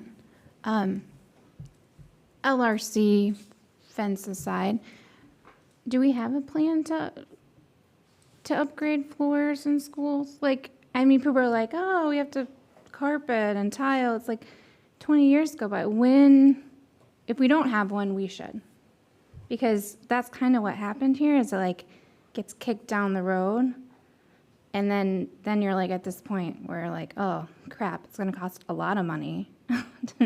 So I guess that's my thought, is like, if you're not going to do it now for the school, like part of it, carpet, tile, casework, when would we do it? Another 20 years? Another 10 years? I guess that would be my thought. And I'd I say when we understand can the $5 afford it. million is, but, well, we have a $2 million surplus, so we could afford 2 million of it based on the same budget that we had. But that's only for that one we school. approved. That's true, but we'll have another high CPI next year. I agree that I would like to see a spreadsheet of numbers. That would make me feel a lot better about approving more of it, but I guess my question is, if not now for tiles and carpet and casework and whiteboards, when? I don't have, But part of the counter to that, Becky, and I totally hear what you're saying. Part of the counter to that is that we spend all our money, and we don't have any money to fix, like this building, or we get turned down for referendum, or we don't have capital until 2040, and this building, over another 15 or 20 years, falls apart. So part of that, I hear you, but it's also by doing more work now, it's opportunity costs. It's what can't we do in the future now? And that's the part that I just don't understand with, like, I love everything about this plan. It's beautiful. Love to have it. Love to have it. But without an understanding what this does to our finances long-term, I personally think we need to understand that. We can't make a decision without understanding what we're doing to our finances long-term. And I don't feel that, even if you can cover, 3 million and 2 or whatever it works out to what Louis said here, for equity purposes, we do this for Euclid, we're kind of committing ourselves to also do this for Unique Grove. So we're really talking about spending 10 million, and by the time we get to Indian Grove, we're probably talking more like 11 or 12 million total. And I just don't see it. Or maybe it's there, but we gotta plan it out. Because we went back to when we started the construction plan on Euclid, remember? Mm-hmm. We asked the administration to go back and say, because the original plan was we go to referendum in 2026 or something for the middle school. And we said, could we extend the life of middle school till what? And make it and pay for it. And they came back, they did a bunch of homework, they came back and they said yes. Okay, but it was gonna be really tight between now and then. And we're 0 for 2 for referendums. And we're over 2 for referendums, exactly. Well, that's the whole nother conjecture about, again, cart before horse, I think, a little bit. I mean, I understand the worry and the concern. You guys have been through it. I get it. I guess the path, what is the path forward? Because I do think there's a lot of good things that were suggested that we, in my mind, we could afford. I'm not sure the full everything. So like, how do we, I really wish we had another, like we had done this, I don't know. I know all the work. And then 40 minutes, 48 like hours of I only just meetings. got the estimates Because it would, and a week even or so like to ago. go to Euclid and see it would have like walked, and that's under construction right now, but I don't. Becky, I'm not saying that I'm against the case. I'm not saying I'm against the casework or the flooring. Yeah. I get it. They have to have that because But they're that's- in the buildings right now working on the ceilings, ripping out these things here. The floors are getting messed up. I understand that. I'm saying no to the community center. Right. No to the outdoor learning centers, no to an ornamental fence. Right, that's why I'm trying to understand, what And are that's our why- no's? Like, And what are that's our what I yeses on the asked. incremental? So how do we do the Yeah. motion? Because I'm going to end up cherry picking what I'm going to be in favor of. And while I have the mic, there's one more question. What is the, on your thing, Lendl, $755,000 for a 2-year warranty and trained certified installers? Earlier, you had said that it's not costing us extra. It's not costing extra for the warranty. My understanding, yeah, do you want to? Yeah, I can touch it. Okay. So Mitch Kelly with the Train Company. I'm your guys' representative. Okay. I'm a professional engineer licensed in the state of Illinois as well, mechanical engineering. So I've been also on engineering assistance for IMEG for the project. So we have the systems that we're using for these buildings. They are fairly complex in the way they're designed. They're designed to move heat from the outside to the inside during even winter conditions. Let's say they take in -10, -20 degree air. They're going to discharge that air at more like -40, -50, and take that heat that we've taken from the air and put it inside the building. Technology like that is very complex and very new to the market, so we've kind of tiered out contractors in 3 different ways. So there's just, I guess our top tier would be our diamond certified installing contractors. There's 5 of them in the marketplace. We've built a training center in our Willowbrook office where they have live equipment that's just like the equipment in your school at, my mind's drawing a blank, Prairie Trails. Spent a lot of time there myself. I should know the name. But regardless, so they've spent a lot of extra training. Specifically, all of their service technicians and installers have gone through 6 full days of piping training for these systems entirely. And what we've seen is that these contractors that go through these 6 days of training, our callbacks on these jobs are 0. So we end up giving 2 years of free labor warranty on all the projects that they install because we're basically betting to say, hey, we'll give you 2 years of labor warranty as a vote of confidence at no cost because we know that we won't get called back. The next level lower than that are just certified contractors, which still have gone through a 3-day training class, and we have a lot of confidence in. So we'll give a 10-year parts warranty, and then we'll also give a 2-year warranty on labor for an additional cost. Now, I think what could be helpful in this case is for us to present the additional cost for us to provide that 2-year labor warranty for a non-diamond but certified installer, so then you can compare the cost of that additional warranty, which based on the $755,000 number, I can guarantee here that is significantly less than that amount for us to provide a 2-year extended warranty for a certified contractor than the additional cost you're seeing here to only use those 5. So that's something that we could help, be a partner to the district and provide that additional cost. So then you still have the same warranties and you could definitely decrease the cost of that line item. I think one of the other things too is Nicholas has not worked with these mechanical contractors in the past, so it's just an estimate of what it might cost. It could, the bid come in differently. That was. I mean, that's fair. I mean, I did send it out. I don't have personal relationships with these contractors. Mitch does, but he was able to hook me up. So in getting budget feedback, I mean, there was obviously a range, but it's an estimate. It's not a hard bid. So, I mean, it could fluctuate between $200,000, $300,000, even $400,000 potentially, depending on who actually bids the job of the 5 that are the diamond certified. You know, I kind of, I feel like I'm stuck, like I'm trapped, because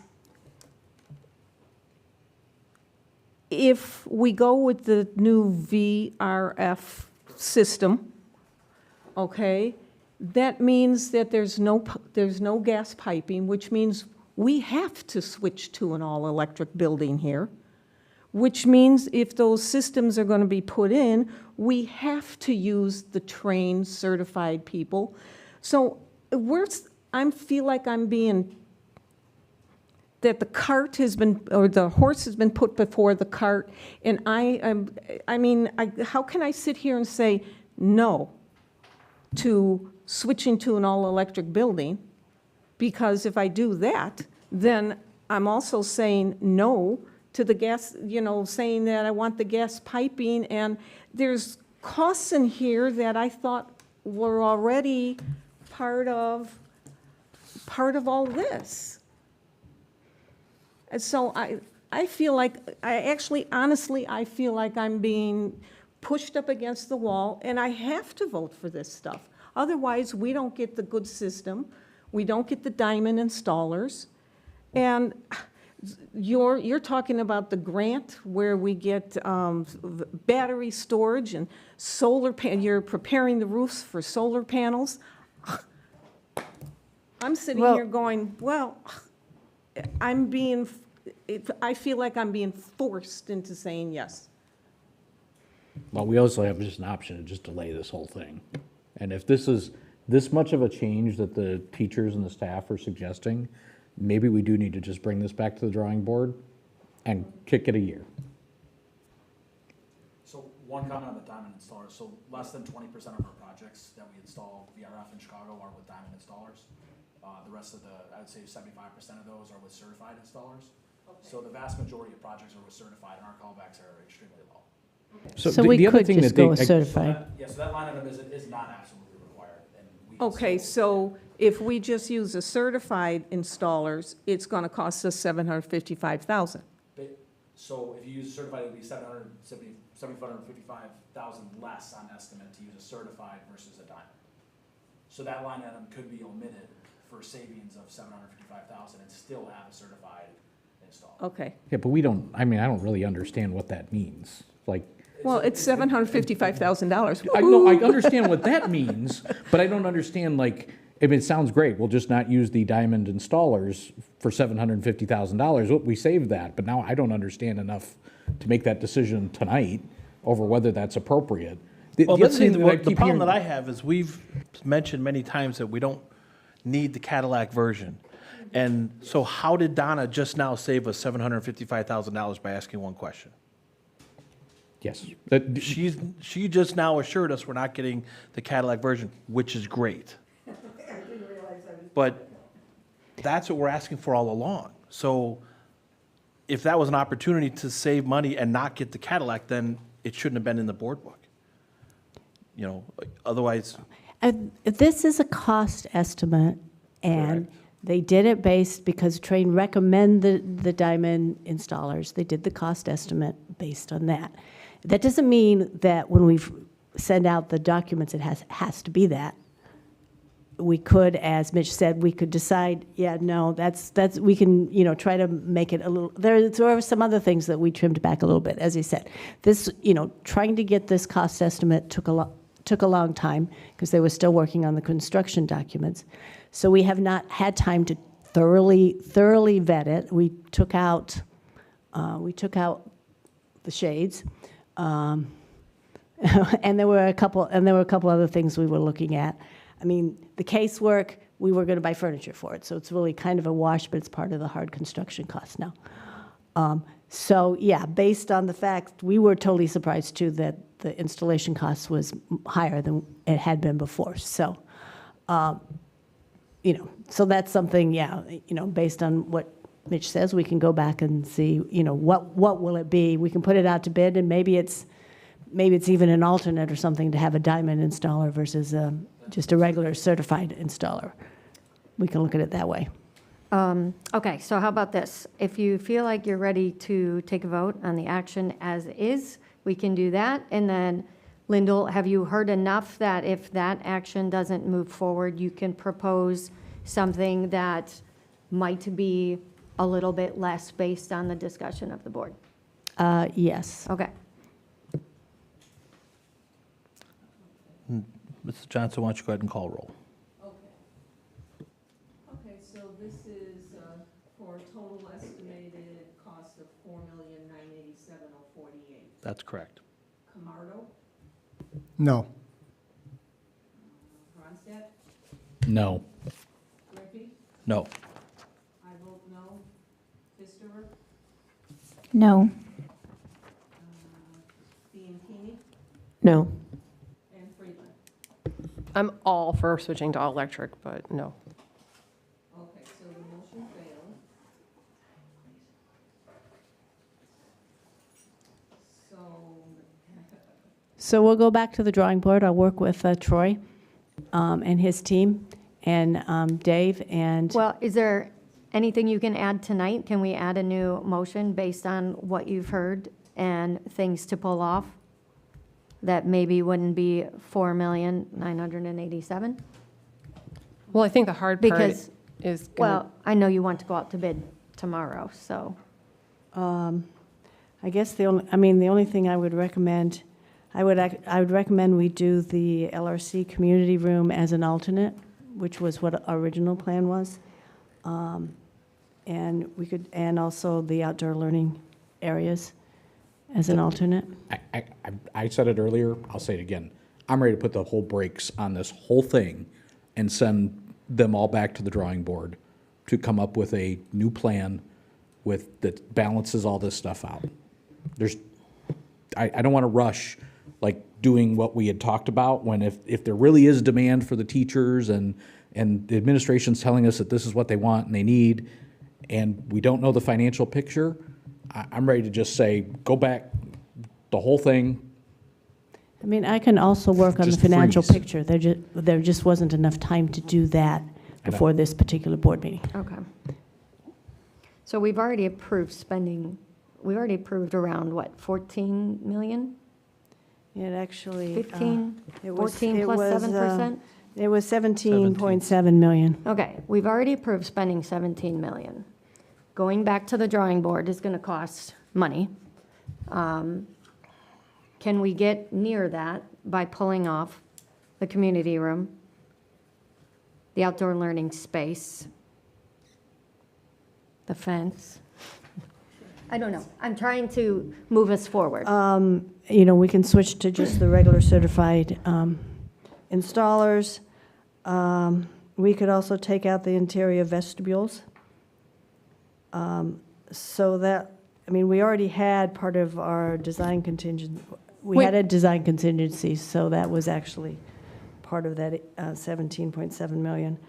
But can we use some of the funds from our grants? Like, do we have any switching information? Switching to an all-electric building that we can use. Well, and some of even those for the funds. vestibules, can we don't have any money left over from that COPS piece? No. Okay. That was more Will for that cameras be- and things. Okay.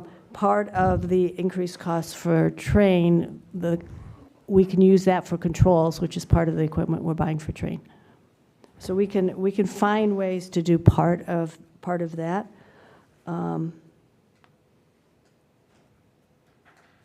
We could decide not to repave the playground right now. So if we're talking the outdoor classroom, the outdoor learning space, that would also include the earthwork for the playground, water service? Well, it would, some of it, but wouldn't be not as all of much? it. It wouldn't be as much, Okay. because there's still the water line we have to put in. Okay, I don't want to approve any guesswork, though. I know, that's what I'm feeling right now. We're is just we got, removing- like, Those the are extras. what, that's what, we can look at what the cost estimate is for doing that part. Revise it. It's like we've been working on a plan for several years here, and then at the last minute, we were told that plan's not good, here's the difference. So now I'm like going back and questioning. Things, yeah. Changes. Why are we that, questioning? Right, I mean, there's costs that just change over the years. I mean, there's just gonna, the more you delay it, the more the cost is going to go up. So we actually did delay this from originally for a year. If you want to delay it another year, costs will go up. You know, we can look at, you know, we have an extra $2 million of savings this year. We can look at what we can get for that $2 million. Yes, and ideally, if we delay, we are able to build savings. Yeah, but your costs are going to come, your costs are going, could go. Revenues still go up, and there's still percentages in play there. So, yes, the prices go up, but our revenues go up. So that's not a, there doesn't need to be like this giant sense of urgency that we do it right now. I don't, to Donna's point, I don't like this feeling of kind of getting backed up against the wall and being forced to make a decision here. I mean, if you want to do the construction next summer, then we need to get it bid this early, as early as possible this fall. I thought we did. I still do. Still do, okay. So if we can just pull off some of this, if you guys are comfortable pulling off some of this, if we're basically going to have to start from scratch if we delay it another year. There's going to be new technologies, there's going to be new furniture, there's going to be a lot of new things. To Lyndall's point, can we make, what can, I can't, it is working now. It wasn't. To what point can we make different alternate bids? Like I said, there are some items in here that I am all behind because I just feel like that's the way that we should be moving in terms of our responsibility and our goals of sustainability. So, so what can we put? Can we just mix and match? I guess, how does the bidding process work in terms of how many alternate bids can we have? Because Well, you can have as many as you want. right, I've but had how many bids people are with- going to bid on it? Well, if just, we it go depends on crazy? the complexity of the alternates. And so, you know, I mean, Troy mentioned it, if you're mixing a lot of spaces together, it can get very complex and you lose interest and people just jack their prices Right. up. But something that can be picked off, like, you know, the LMC, for example, like that's a big item that we could bid it as an alternate. That way you have the cost. We know that it's a big portion of the premium in the changes in the design. You know, there's a few other items here that we could easily make alternates without it being so complex that you're going to lose bidders. Okay, they're going to lose interest. Okay. You know, I think, and I would defer to Troy, I mean, really, it's just time to design those, because right now we've got a set of alternates right now. We would just maybe need to add more. And, you know, I think we provided a couple of different bidding timeline options in the packet. So if we needed to circle back and add a few more alternates, we have the ability to do that. I don't know if you want to speak more to the timeline of it, but I think there are the options. timeline is in the memo, and it's basically out to bid August 8th. If we were going to do some revisions, with the bids due September 5th, and then we'd have to have an operations, we probably would do the operations committee and the board approval both on September 19th, or else call another meeting a week after for a second review. Okay. So can we group things that are in classrooms for the place, things we already have that doesn't revolve or involve any huge remodeling efforts, like where we put all of the things that are going to go in, like the casework, the flooring, the classroom information, the walls and stuff. Yes. Like, can we put all that together, and then can we put the LRC as a separate So you want an item? alternate for, sorry, yeah. an alternate for the extra class, the extra work in the classrooms, Yeah. and then an alternate for the LRC and the outdoor space. Dave, is that, I mean, doing the classrooms, does that get too complicated? When you're grouping It's a too bunch many of the components. classroom together, Yeah. that gets a little bit trickier. Now, if you said just the flooring, okay, that's easy to pull out. Okay. So the flooring piece, you have to remember that, I don't know what it is, 10% of the classroom, when the univents are removed, they're gonna be abated, and flooring's going to have to be put there anyway. So that was all part of the original project, I would assume, but I wouldn't pull the flooring out personally. I mean, there's whiteboards, there's a lot of things that you can look at, but I think flooring would be a good idea. Also, if you come back and do it in 2 years, 3 years, 5 years, you're emptying the school or classrooms to do flooring, so it's a thing that is very impactful later if you do it later, as opposed to whiteboards or other things that are functional but require less movement. Right, they're easily accessible to change. So the flooring wasn't a surprise, right? We all knew we needed new flooring, right, to your point, Dan. So that was in the original 17.6 million? Well, it Not all of wasn't, it. no, it was just the wall, the flooring along the wall where those univents are, Okay. and then over by the door. So this wasn't like new idea that came out of a change in the schematic design. I mean, flooring's flooring, right? I mean, just maybe your pipes added moving more, around. though. So all these things I keep hearing about are just more additions, additions, additions. We debated getting to this 17.7 million figure over the course of 10, 11 months before we finally came to a consensus. I think we even initially punted it in August to get it approved in October, which I still don't even think I approved in October. I may have been the only one against it because I thought it was a stretch. And now, total surprise out of the blue, 72 hours ago, there's the $5 million new plan. And to even sit here and try to deliberate how we're going to parse $5 million into subsegments in one meeting and then vote and approve on it, even in a month from now, I mean, anytime we would talk about a $5 million plan in any scope of any project, whether it's an addition or completely something separate, that would take us months to deliberate, get really detailed, good estimates on, and have a plan. Becky, to your point on the timeline, when will we do these things? Well, this was it. We have the next 10 years planned of what we wanted to do. 17.7 million of these exact things for Euclid, 17.7 million of these exact things for Indian Grove. We don't know how much money for River Trails, but there's things we want to do. Then in 2035, we'll get back to flooring, to whatever else we need. Yeah, it'll cost more. Instead of 2 million, it'll be 2.1. But by that time, we'll actually have cash. We'll have 3 million. So fine. You know, there's ways to afford it. I don't even understand why we're talking about how we're going to parse out an additional surprise $5 million to vote on next session. Well, I am extremely disappointed in everybody here, in the administration, in Train, in Nicholas. The way this was presented to us, this was your package, this is the estimated price, some escalations, you know, these are estimates, and this kind of came out of the blue. And now us as the board, we look like the bad guys going back to these teachers who weren't asked their opinion when we went through a year of this, what they wanted, what was important to them, and now we got to tell them no because here, sorry, we don't approve your $5 million of wishes. I would love to live in a mansion on Winnetka along Lake Michigan. Can't do it, right? These are beautiful design buildings, no question. We can't do it right now. We agreed to this. Can we just stick to this plan and move forward? I don't think we need to delay either, Robert. I think that's a frustration, which I share with you, but let's keep moving forward. And if we want to deliberate a lot of other things, maybe we could start those deliberations about a 5-year plan from now for Euclid. Maybe that $2 million grows to $4 million. Or we have a real in-depth conversation with all stakeholders, our teachers, our parents, the admin, for Indian Grove, so there is no surprises, and what we approve and vote on, then we just keep moving forward on schedule. But this, I think it's an unacceptable way to go about conducting business.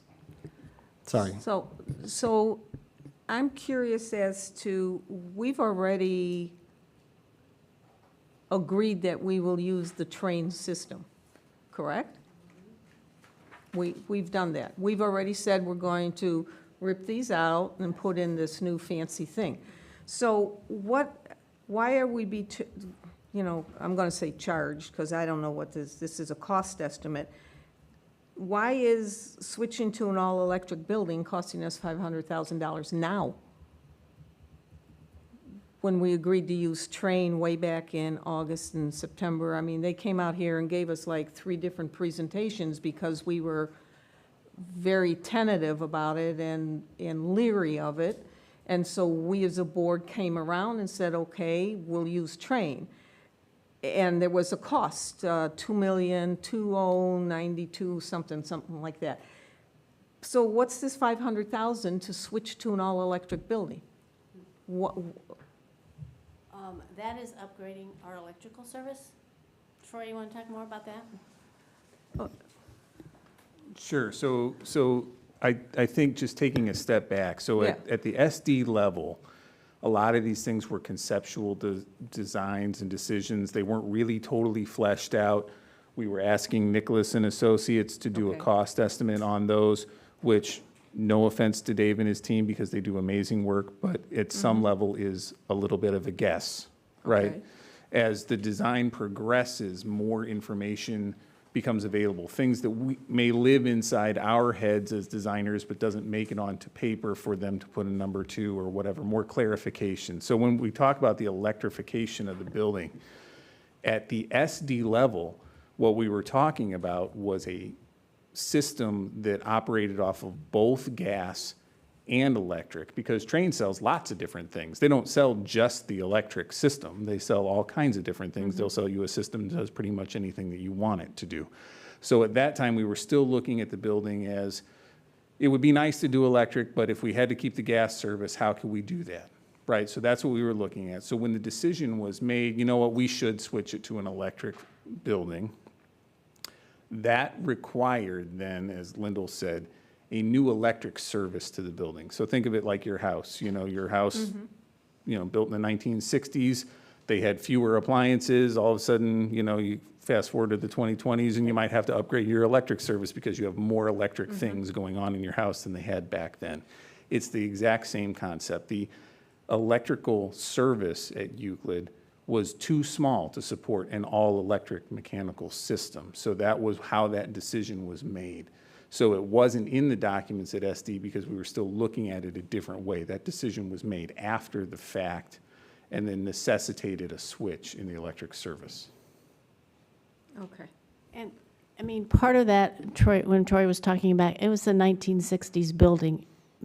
We probably, if we didn't do the new electric service now, we're probably going to be looking at it down the road here, So, you know, that's when you get into the details, and actually the engineers were here and looked at everything and where, you know, what all we needed to do.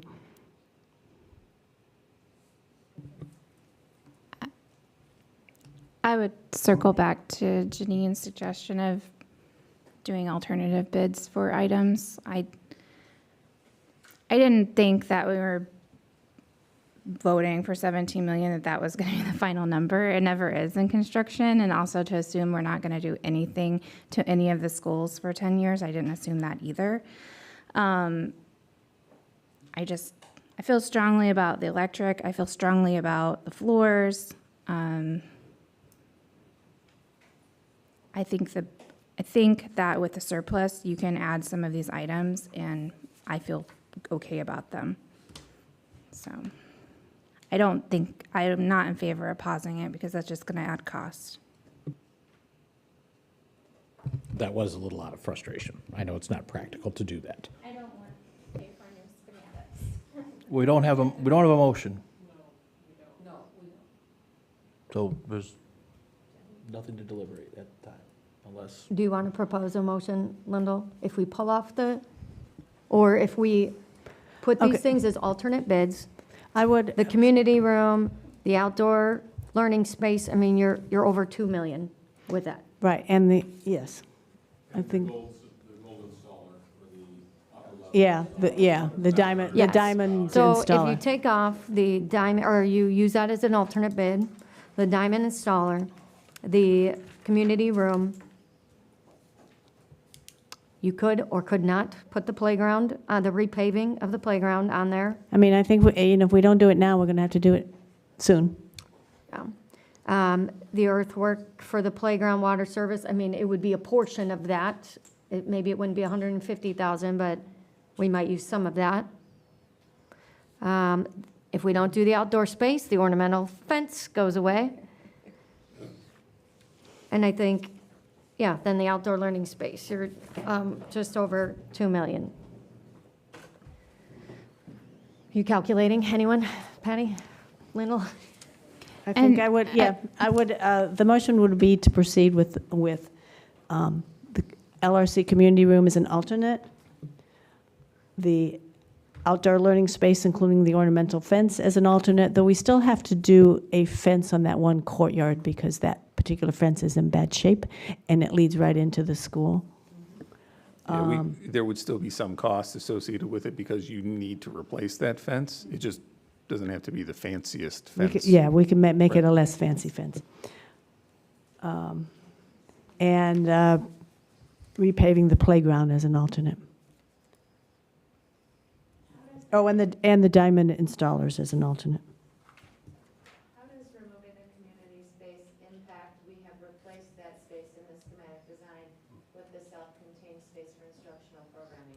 So there needs to be some revision to plans if we are removing one big element. I don't know how that impacts the cost of the initial plan. And even if we remain with the existing library, it does need some attention as well. That is true. Yes. Troy and I can discuss how we'll do that. I think we're gonna need to come back. I mean, I don't feel that it's responsible to jerry-rig this and MacGyver it until that we can get something that passes tonight. Personally, I just don't think that's responsible. Well, the big numbers are not going to change. The only numbers that are going to change is what we pull off of the plan. And based on these cost estimates, we would be adding about $2 million to the original estimate, which we are able to cover with this year's fund balances. And we'll cover into your growth with next year's. Of that 2 million, what are variations from the original plan? I don't understand the question. You just said, or it's closer to 3 million, right? We just talked about cutting 2 million off. So there's still Okay. 3 Okay, million. it's closer to 3 million. So there's Okay. still $3 million more than what we approved that you're asking for. What is in addition to the original plan that makes up that $3 million? So some of that includes things like changing around the classroom layouts and moving the teaching walls, you know, the whiteboards, the flooring, that kind of stuff is still included. You haven't pulled that out through the suggestion of any of these alternates. So some of those things that were in addition to what was asked for previously are still in the plan that way. And I think Lyndall was trying to say that the deduct summation of all the alternates was closer to 3 million, not 2 million, so then you would only be 2 million over the original proposed amount if you were to choose none of the alternates. And these are cost estimates. We don't know how the bids will come in yet.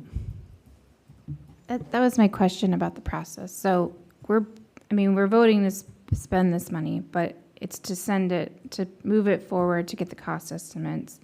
They come back with bids, then we again have to vote to actually approve the bid at that cost, correct? Correct. Yes. And I'm sorry, just because I'm new to this, I'm just asking this question. So my understanding is, if we vote tonight to approve these to go out to bid, we're not saying, yes, we are spending this money. We're saying, yes, we want the bids on this money to be able to spend this money. Correct, but you're loosely committing to it because why would we do it Understood. otherwise? Right, understood. Sorry. So do I have what's the motion? I stick with your original thought, Bill, and that I think having another motion right here on the fly is an irresponsible act. So I can't support any motion just because I don't think it's properly put together. Well, what, I don't even understand what we'd be putting down. Like, there's Well, 2 million, there's 3 million, like, I've- yes, and anything like that, multi-million-dollar things need to be properly prepared, communicated to us, 72 hours to review, ask questions, think about. Never do we have $3 million of decisions on the fly. We normally want to do that for like 50,000. These are things we did think about. We've thought about all of these items. Clearly not. This is a brand-new concept brought to it. If a schematic with design said, do you want a $17.7 million schematic design or a $22.3 million schematic design? We were only presented with one. And that one did not include any of those items. And we deliberated hard about getting to approve this one. So when we went to referendums, we presented people with 3 different options. We weren't presented with 3 different options. All kind of is do nothing, paint, or spend 17 million. And we chose spend 17 million. And now it's spend 23 million.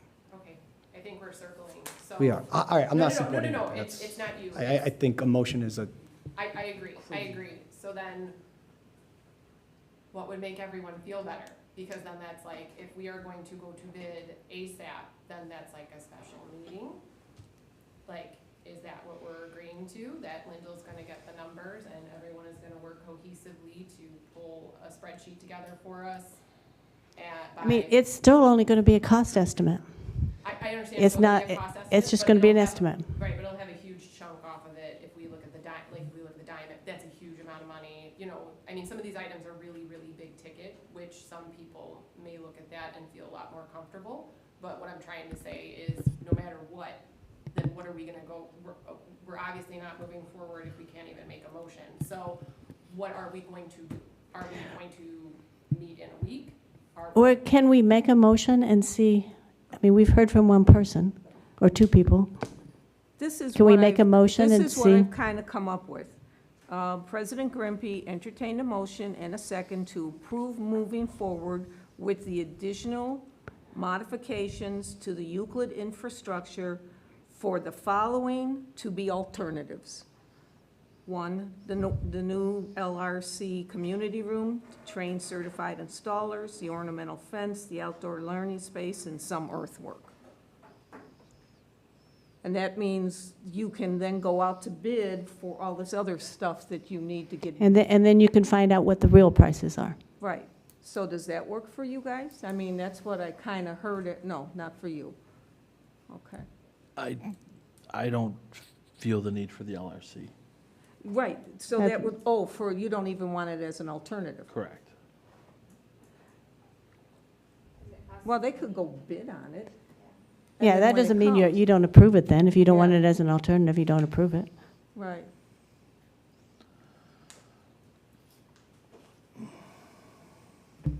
The only way to get better numbers is to go out to bid. Is that Correct. right? Yes.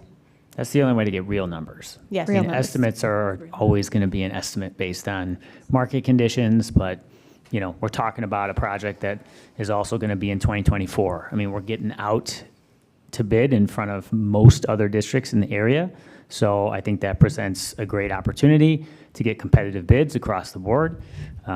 You know, and I can't even But we were quantify- also told that when we approved the 17 million, if we acted on it now, we'd save all this money, and yet here we are with all these increases. So that hasn't come to fruition the last time you pitched it to us. Well, it's different because the scope has changed.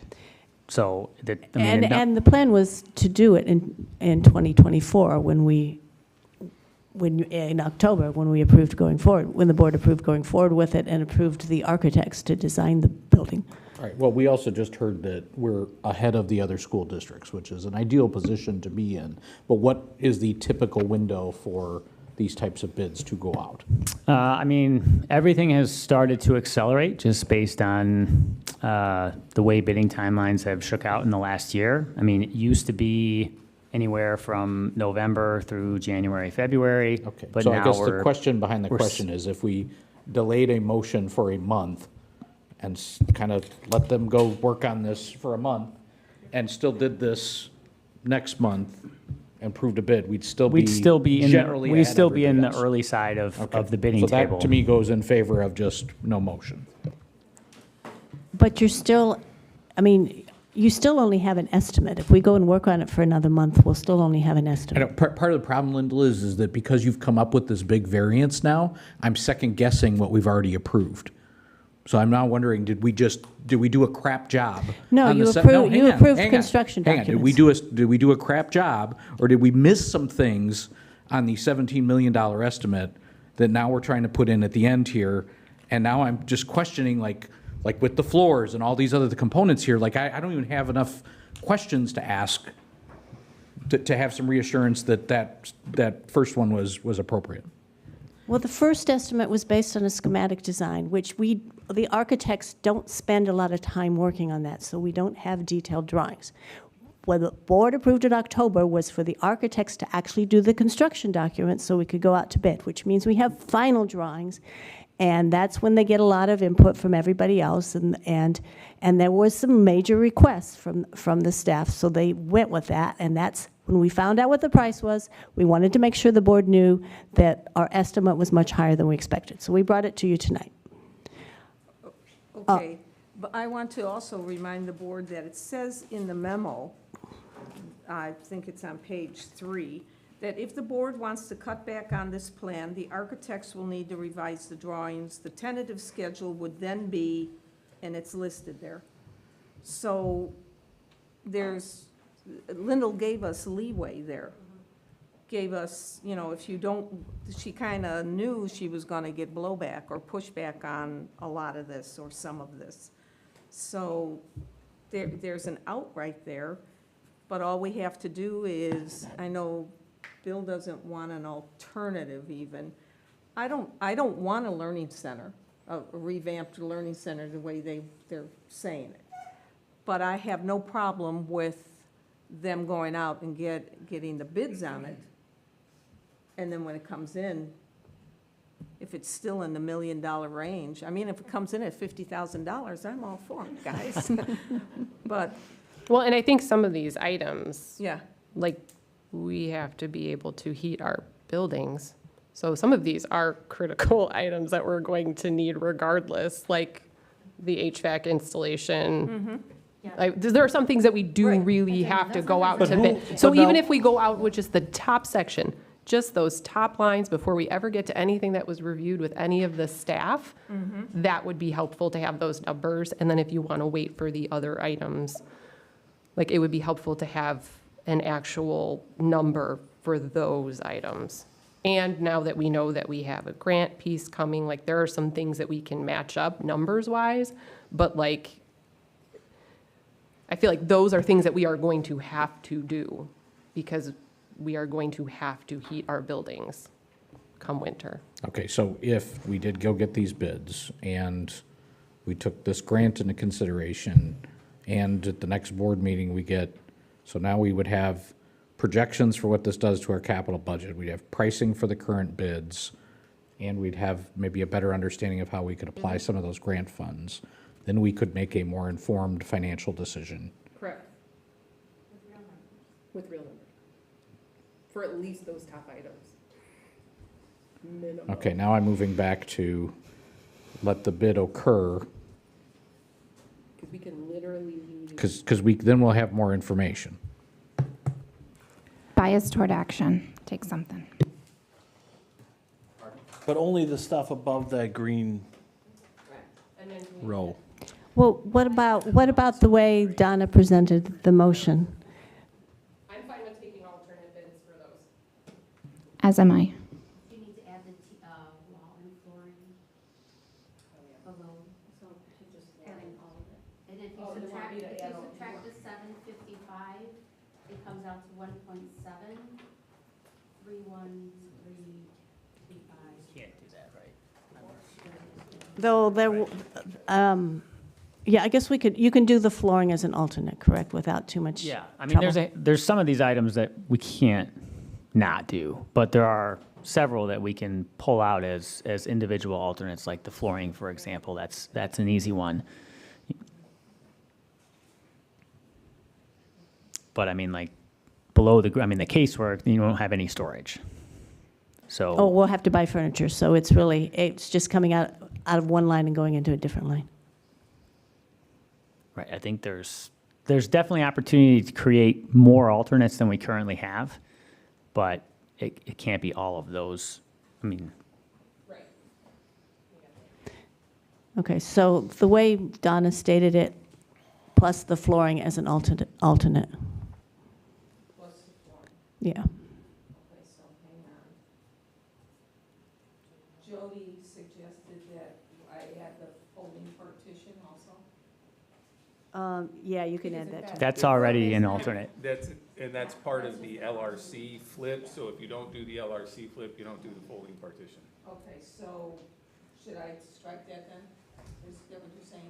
It would be part of the LRC. It would be part of the Yeah. LRC. It would be in the LRC alternate. Got it. I call them trained certified installers, I just made it generic. So, should I spell it wrong? No, you're good. Okay. So what I have basically is, I didn't write the whole thing about it, that President Brisby entertained a motion and a second to approve moving forward with the additional modifications to the Euclid infrastructure project with the following as alternates. The new LRC community room, trained certified installers, you want to change it to Diamond, yeah, diamond. Okay. Ornamental fence, outdoor learning space, some earthwork, because I guess that is part of the outdoor learning space. The folding partition in a special ed room, which ties in with the community room or the LRC, and the classroom's teaching wall and flooring. Comes the wall and the flooring, or Just the wall, just the, I mean, just the flooring, just the flooring. You could also add the repaving of the playground. Okay. That's, because that's just a separate group, right? Also, we take, I got it, okay, and then the other one was repave playground. Okay. I'm not a fast typer,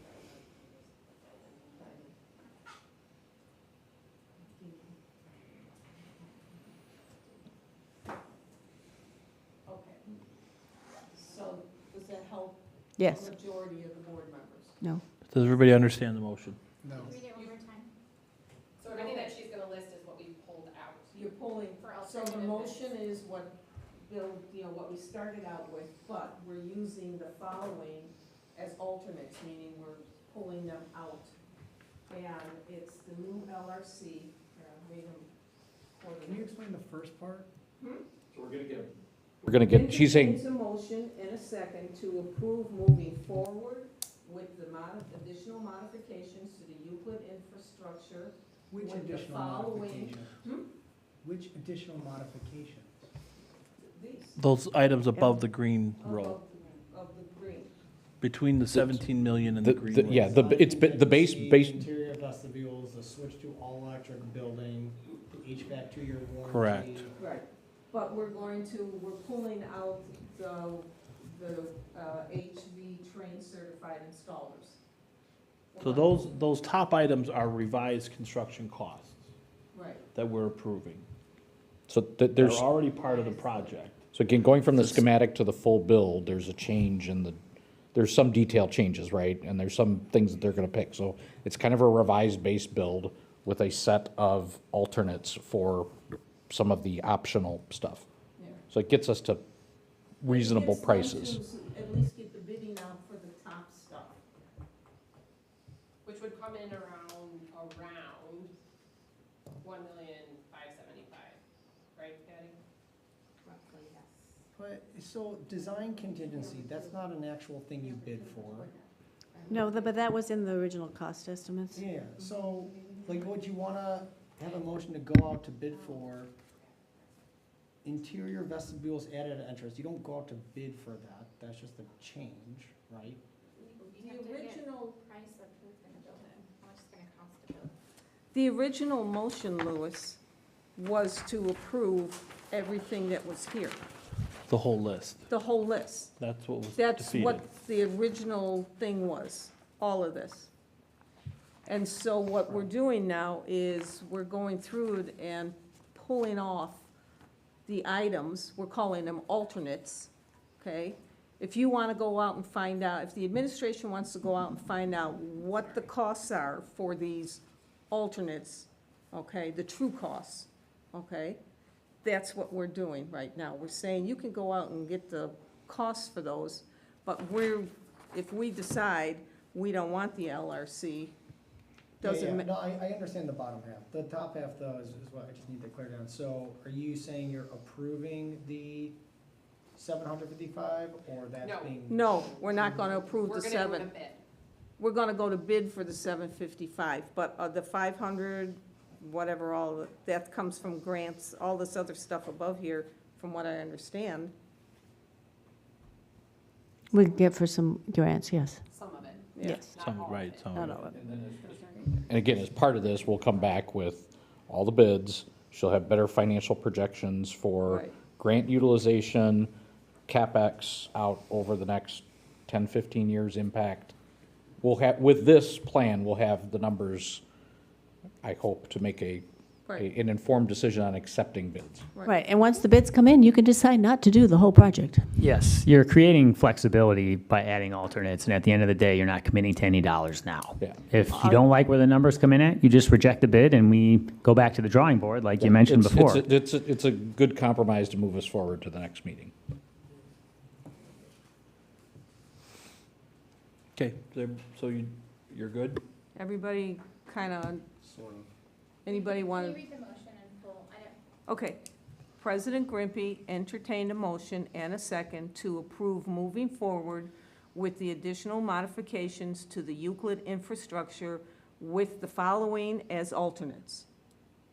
Okay, so the alternates are the new Learning Center community room, the trained Diamond certified installers, ornamental fence, outdoor learning space, some earthwork, folding partition in the special ed room, the flooring in the classrooms, and repaving the playground.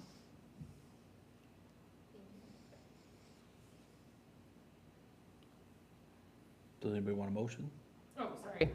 So moved. Second. Moved by Friedland, second by Pfister. Okay. That was a lot of work. Okay, are we ready for a roll? Last chance, any comments or questions before we take roll? Yeah, Okay, please take roll. okay. Bianchini, Yes. Pfisterer, Yes. Ronstadt, Yes. who's for? Hang on, I gotta find you. What? 1, 2, 3. Oh, I vote yes. Hello. Camardo, I understand what you did, but I don't like this process, and I don't like the precedent, so no. okay. Friedland Yes. and Grimpy. Yes. Okay, so motion carried. Okay, so now we're going, so do you guys even understand what we want from you? Linda will explain it to you. Thank you, guys. Sincerely. It's a lot of work. Thank you for your patience. Well, we got one more, we're going to training. Yes. So don't leave. And this is not an approval, it's information at this meeting. Yes, go ahead. Get a bottle of water. Thank you, Troy and Dave.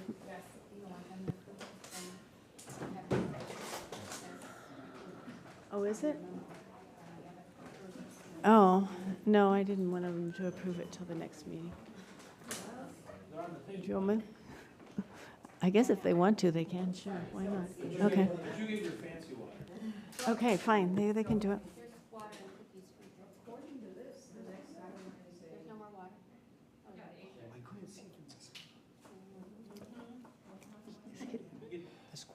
Buy a better ticket next time. This is an assigned seat. Come early, you can move your nameplate every one. There you go. I'll sit anywhere but there.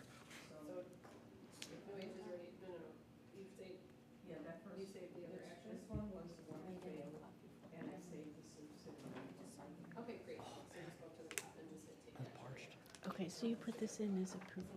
Okay, all right. Are we taking a short break? We're gonna wait for Robert to come back. I've announced the break. Okay, so we have a break at 9:31. Yes. Robert and Kim left the meeting. I believe it was at 9:29. Okay. A variety of, a variety of different things.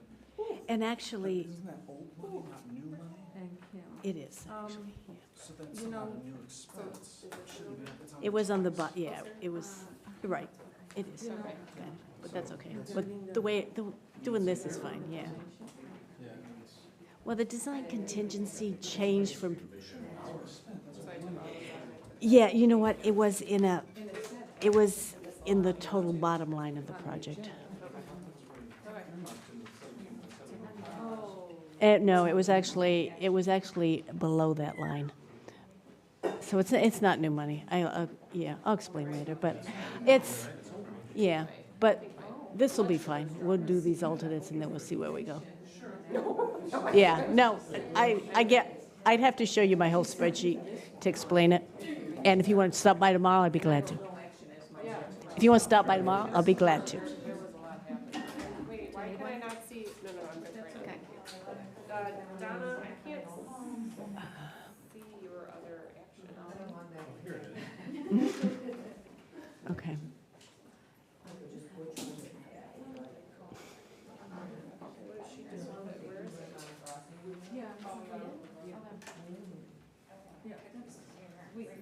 Did you save it?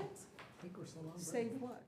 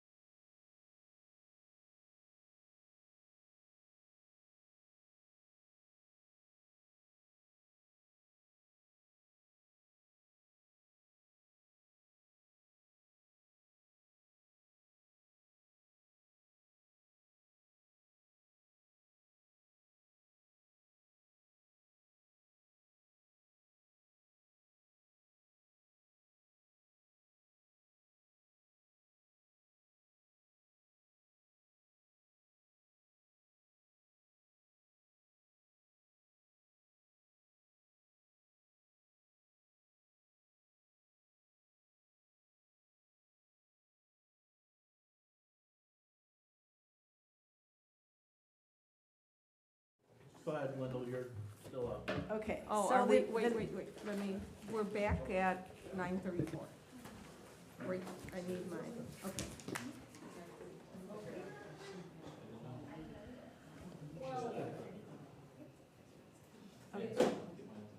Well, I had to write that 2 people left the meeting. Absolutely.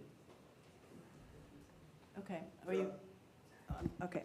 So, one part of this overall infrastructure project is the HVAC equipment, which is still experiencing long lead times.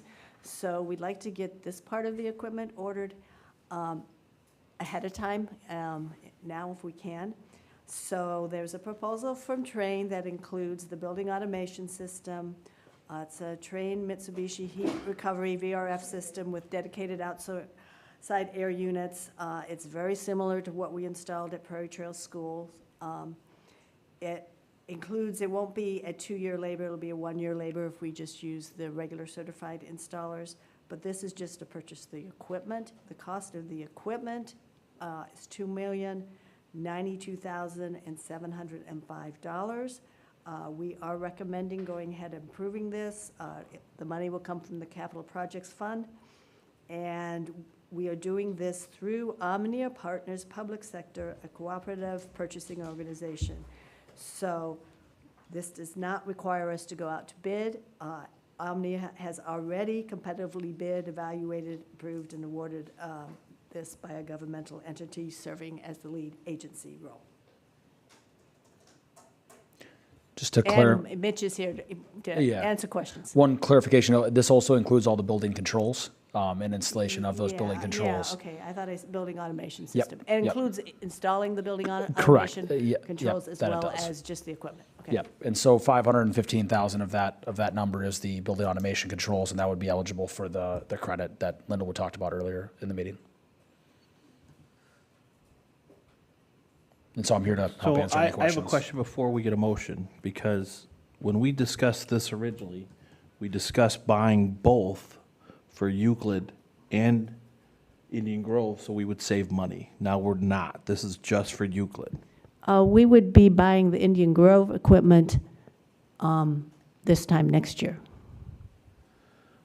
Well, We've but des- when we've we discussed this designed it. originally, though, one of the ways that they pitched it to us was we could purchase the things together, especially the HVAC unit, because we would be able to save money. But that is no longer on the table.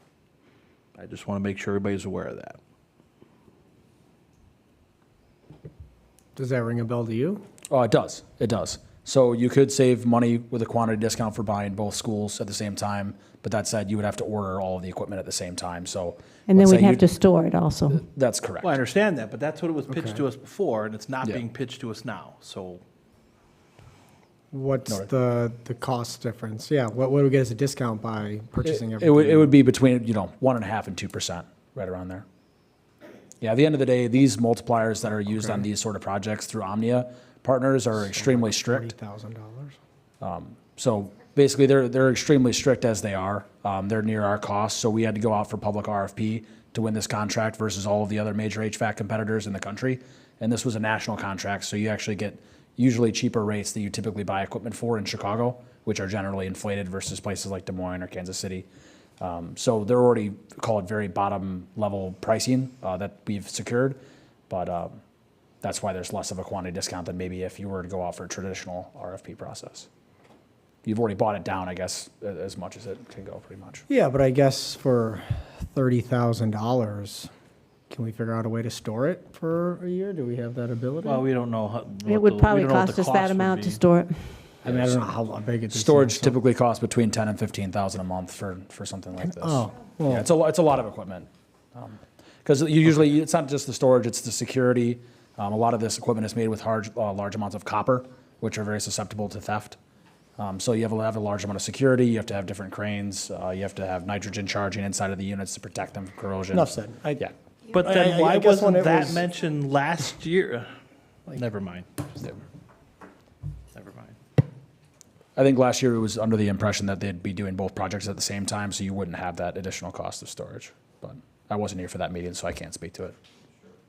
We did delay these projects in partly because of the supply chain. Yep. Are we going to do a motion in a second so people can comment? Yes, I'm going to do that right now. Yes, ma'am. So I'd like to entertain a motion in a second to accept the proposal, which is not to exceed the amount of $2,092,705 from Train for the purchase of the Euclid HVAC equipment. Second. Ronstadt was motion and Pfister? Yes. Was the second. Okay. Any questions or comments? I have a question. At the end of the proposal that we got, the very last sentence says, "This proposal and pricing are based on shipment of all products, not including field labor, by no later than the first quarter of 2024. So, what happens if it comes in the second quarter? What, does it increase the price and by what percent? So if it was our delay, that would, I guess, push that into second quarter, that it would not incur a cost. If it was a request by the district to say, hey, we no longer want these to ship in first quarter, we want them to ship in second quarter, we'd have to analyze with our supply chain partners to say, hey, what does copper escalation look like? What does steel escalation look like? And what does labor escalation look like? So in my experience, that hasn't been a cost difference between first quarter and second quarter, but if you were to move it, let's say, instead of shipping in 2024, you're now shipping in 2025, that would be a cost escalation. Okay. So 1 quarter change, in my experience, would not cause any sort of a difficulty, but a 1 year change definitely would. Okay. But this is for Euclid. Correct. And aren't these this is the stuff that's going here, right? The So it's HVAC? replacing all that stuff that's going there, correct? Okay.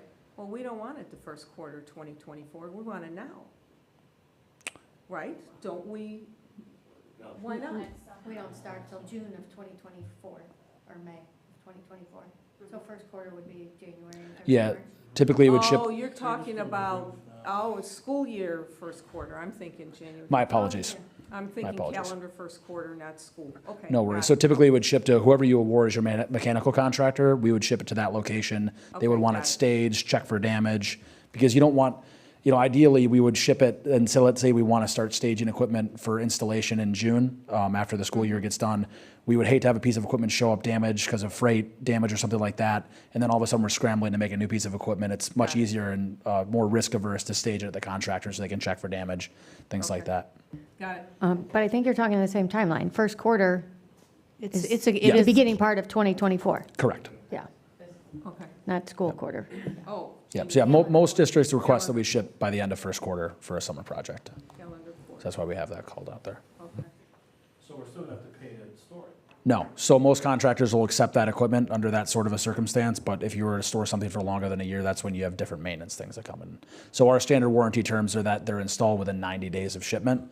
So let's say we have something that is shipped, call it end of March, then we would definitely be in that timeline without any sort of implication. So, Any other comments or questions? yes, I learned this new word the last session, diamond. Yes. So this has got, this is being installed by a diamond installer. Is that necessary? No, it is not. Okay, so then would the price go down? So the price for that 755, that was the adder for the diamond installers, so we are not including any installation of the VRF. Oh, that, because it does say installing, it said installation. So that's talking about the warranty associated with who installs the equipment. Okay, so then we don't have a warranty then if we? You do. So you'd have 10-year parts and 1 year of labor if you were to use a certified installer as opposed to a diamond installer. So the only benefit you get of a diamond installer from the Train perspective is the second year of labor warranty. What's the track record of these systems not installed by a diamond installer? Fantastic. Completely uncertified, you aren't going to find a contractor in Chicago most likely that's not certified at all. There's over 50 in Chicago that are certified. Okay. So that's almost every bidder that you're going to find. I don't think the number is gonna be anywhere close to Nicholas's numbers, so when we see what it looks like. Yep. We'll know what it is. In my experience for this bill of material, we're talking less than $100,000 ad if you were to purchase that second year labor warranty. So it's less than 10% of, I guess, what Nichols projected for that specific contractor to do the work. So it's not really the cost of the warranty, it's cost of that specific contractor. So we could still supply the same warranty that you'd want as a line item on Nichols' bid, if so you choose. But typically, if you make it through the first year without an issue, and Dan can speak to this better than I, if you make it through the first year without an issue, you're unlikely to have an issue for the first 10. So you're already covered as long as you use a certified installer, which everyone in Chicago is. Otherwise, you'd have union problems. We work with the union halls directly to make sure they're certified. Any other comments or questions? Okay, Mrs. Johnson, could you please call roll? Okey-doke. Ronstadt? Yes. Friedland? Sorry. Yes. I vote yes. Fistover? Yes. Camardo? Yes. Bianchini? Yes. And Grimpy? Yes. Okay, motion carried. Thank you, Train. Thank you for your vote of confidence. We won't let you down. Thank you. Thank you for your patience. Okay. Committee reports. We'll start off with the PR committee, which I am the chair of.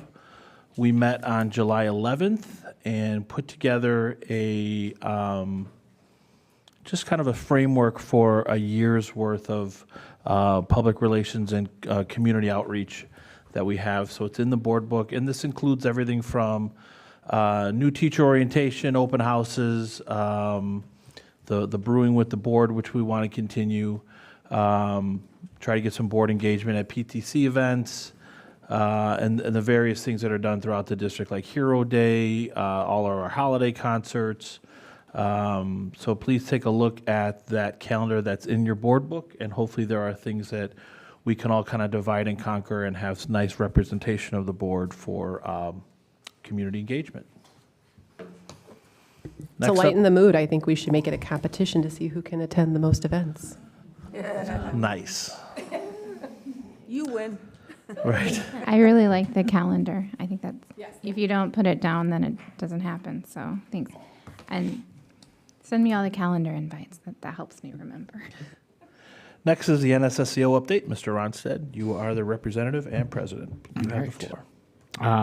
Yeah, so lots going on over there. Got Dr. Schnorr officially took over on July 1st. Got a new principal over at Minor. We've got a facilities planning meeting talking about building stuff. Very early stages of doing assessments on life safety items, and as we've discussed, some of the financing of that, how it could work in the future. Those are the big things. Getting staffing is going well. They anticipate being fully staffed by the start of school. Summer school, which is a big deal over there, is just wrapped up last week, or week and a half ago, something like that.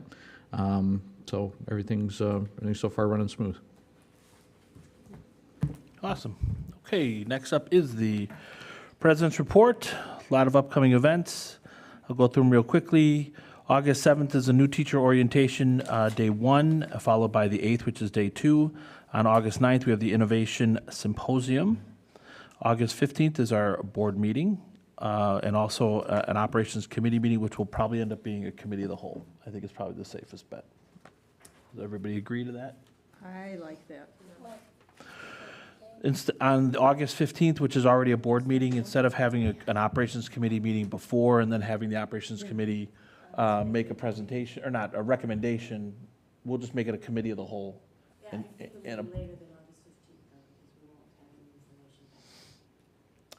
so would we keep the board meeting on the 15th or just change? We keep the board meeting on the 15th. We've had another meeting.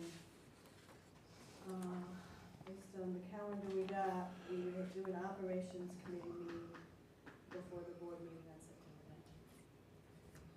But we'll still do it as committee of the whole. You can do it as committee of the whole. That's what I personally prefer. I think with all of our You can just say yes. comments. Yes, yes. There we go. There we go. Okay, done. We also have Staff Institute Day on August 16th and 17th. Our first day of school for grades 1st through 8th is on August 18th. And our first day of school for kindergarten at Prairie Trails is on the 21st. We still have August 30th for our board self-evaluation. That'll be held at Prairie Trails. And that is my report. Next up is the superintendent's report. Dr. Megerly, you have the floor. I'm going to just grab the clicker. Thank you for typing. No problem. Sorry, while you're walking over there, really quickly, for that, for the symposium, like, we can visit if we would like to. I'm going to talk about the start of school at the end of my report, so yes, we can, I will invite you all to. Go on the journey. All right, let me just test this out. Okay, who wants to talk goals? Yes. I do. Yay. Okay, so.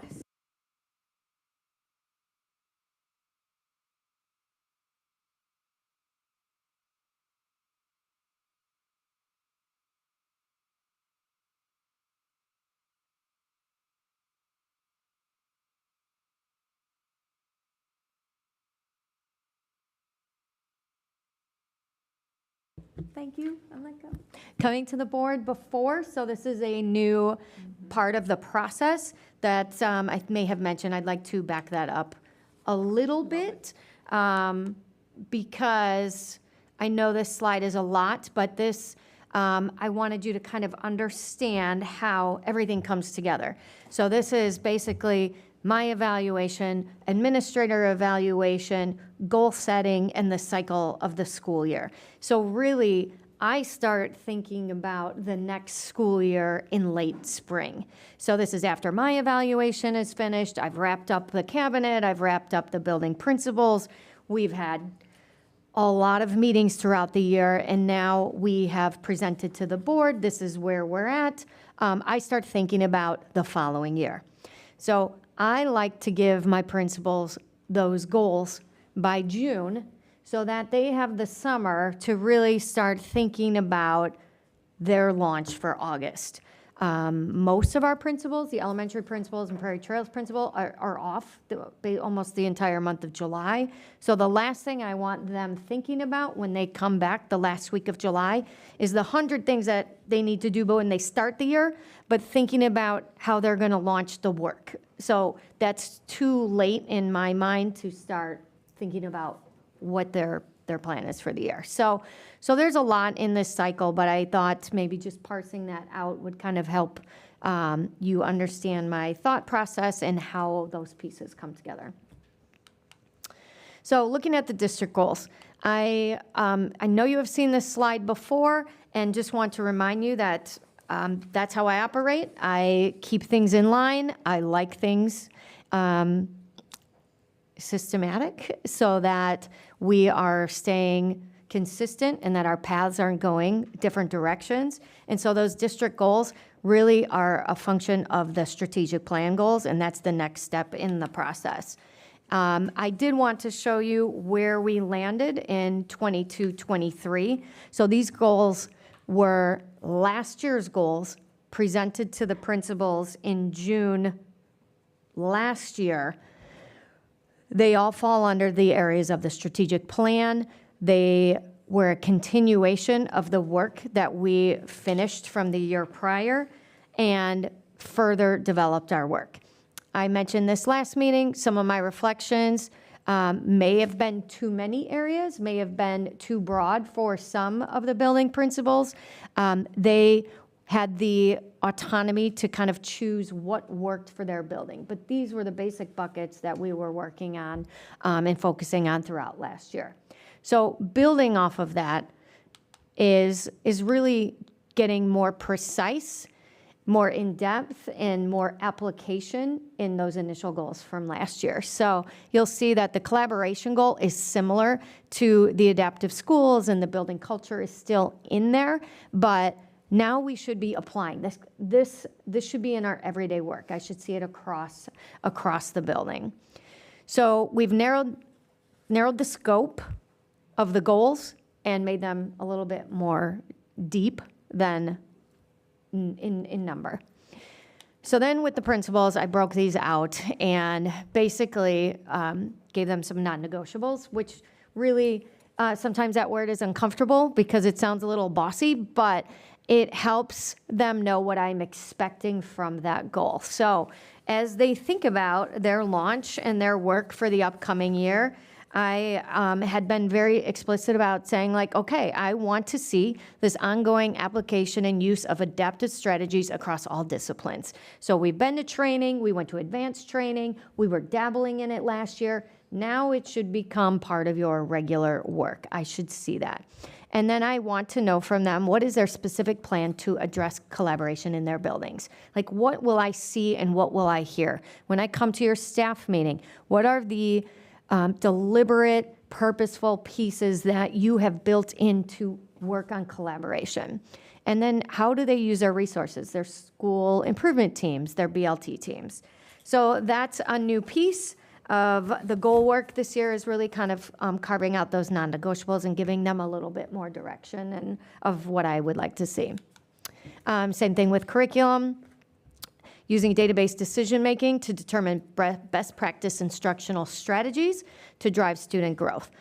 So some of the things I want them to really dig into are classroom walkthroughs. Get in the classrooms. What exactly what are you looking for that will drive that curriculum goal? How are you giving feedback to teachers to improve their work? The Danielson rubric is the teacher evaluation tool. They have changed some components of that coming into this year. So that's work that the principals need to do with the teachers so that they know what are the new components on the rubric. How do I unpack that? So that's, again, specific work there. And then in community, prioritize and strengthen opportunities for two-way communication with all stakeholders in order to gather feedback and drive future improvement. So again, looking for a very specific approach to two-way communication and it being connected to their work.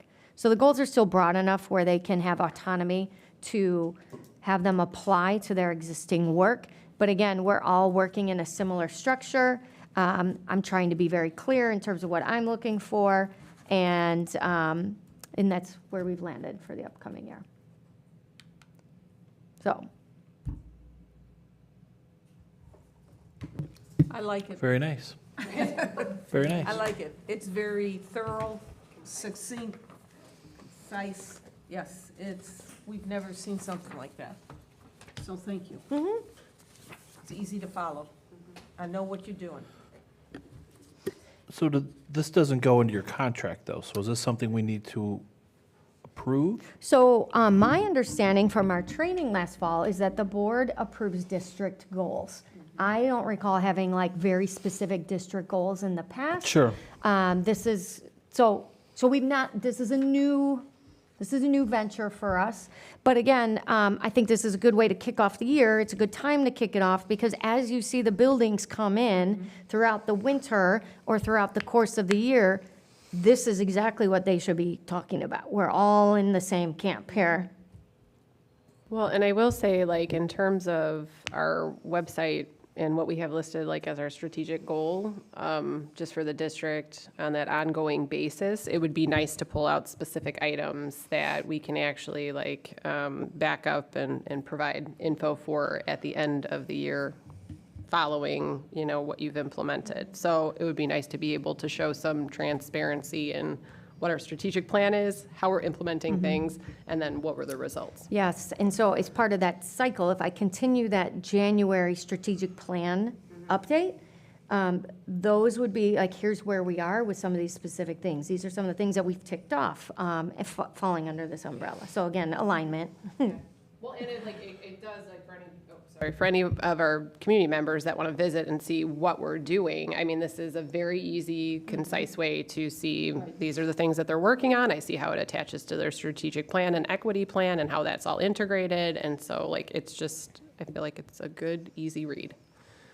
All right, let's get a motion and a second to adopt the 2023-2024 district goals as presented. And then we can open up for discussion. Oh, sorry, so moved. I forgot. I know. Second. Moved by Friedland, second by Bianchini. Okay. And does anybody have any other comments or questions? So this will be posted, a version of this will be posted, or do we want it? I didn't think of that, but I am not opposed to putting those up. I might add some other pieces so that maybe it's that triangle that links to all those pieces, but yes, Sure. I like it. Okay. Yeah. That was my only question. Anybody else?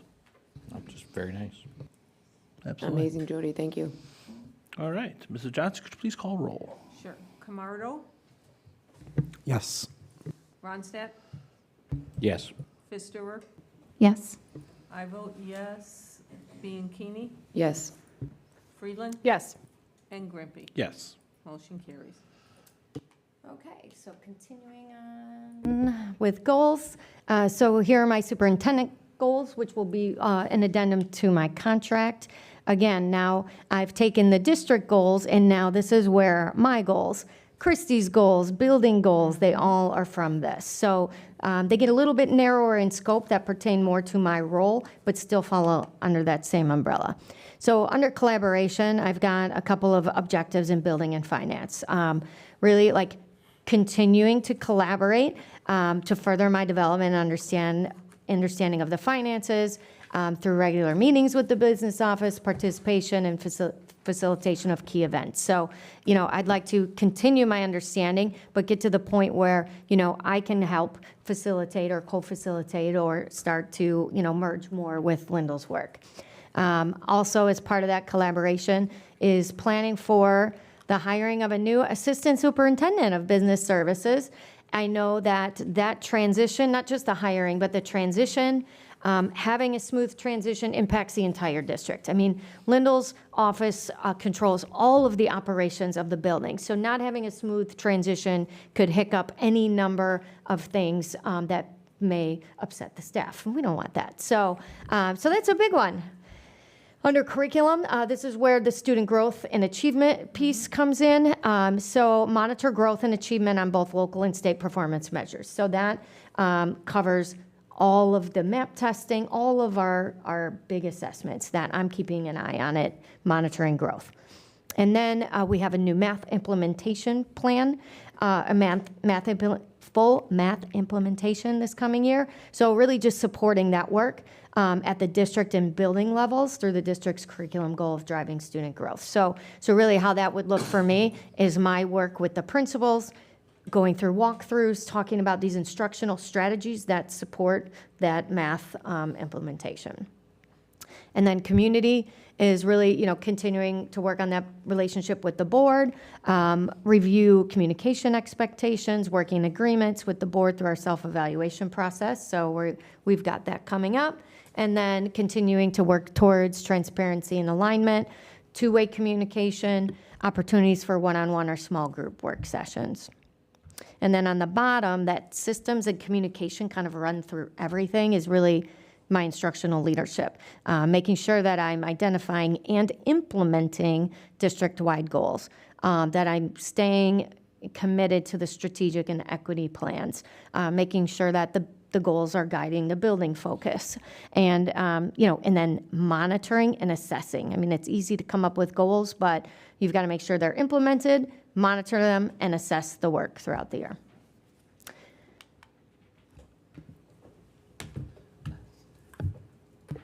All right. Thank you. Very nicely put together. I'd like to entertain a motion and a second to adopt Dr. Megley's 2023-2024 goals as presented and attach them as an addendum to her contract. I will motion. Second. Moved by Grimpy, second by Friedland. Anyone have any comments or questions? I love it. Thank you. This is Should have done these first. very well done. I do have a question, Jody. How many Yeah. hours do you think are in the day Oh, that you're writing these so succinct? They're wonderful. Yes. Very Thank extensive, you. though. Yes.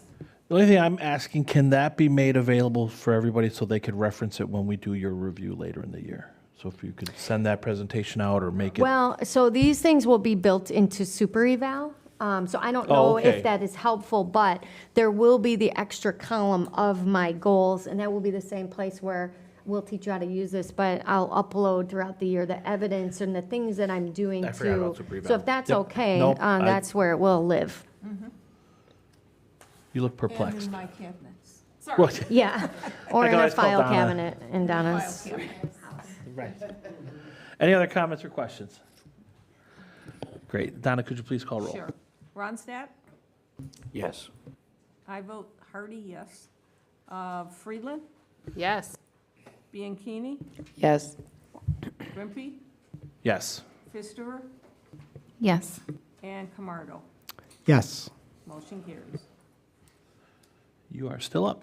Okay, so next piece of the agenda is to look at and consider a substitute wage increase. So how did I fall down this rabbit hole? One of our existing subs who has put in a good solid number of days this year, sent me an email and said, hey, after 30 days, our wage increases $10. So I'm ending the year at $130 a day. But when I start next year, I'm bumped back down and I have to put in those 30 days to get back to 130. So I was like, well, that doesn't seem very welcoming. Let me see, because it's been a while and I kind of remember Nancy working on this with Aaron. Obviously, I know different concerns have come up about subs. So I continue to research where districts are at compared to where we were a couple years ago. And so that first chart there looks at our wage increases over, the past, 8 years for a daily rate.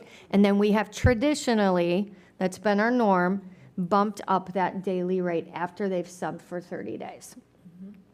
So looking at rates of surrounding elementary districts, to be honest, like some of them, I was completely blown away at the costs of where they're headed with their daily rates. And then under that, you'll see some of them do the same type of bump. Some of them have bonuses, some of them have end of year bonuses, and so on. So what I did was look at, I pulled a report of who do we have subbing, how many days are they subbing, and like, what does that look like? So that's the last page. So I probably spent, hours kind of just combing through this. And one of my first observations is that we don't even have a lot of people that get to 30 days. We've built the pool. There's a nice number there. I mean, we've got, 38 subs to choose from. We've built the pool, but they're not committing, or maybe they joined late, but we're not getting to that 30-day mark.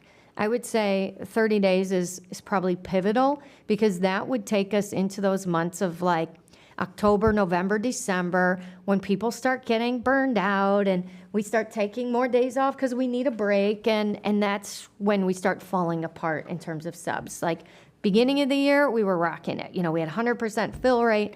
We were doing great.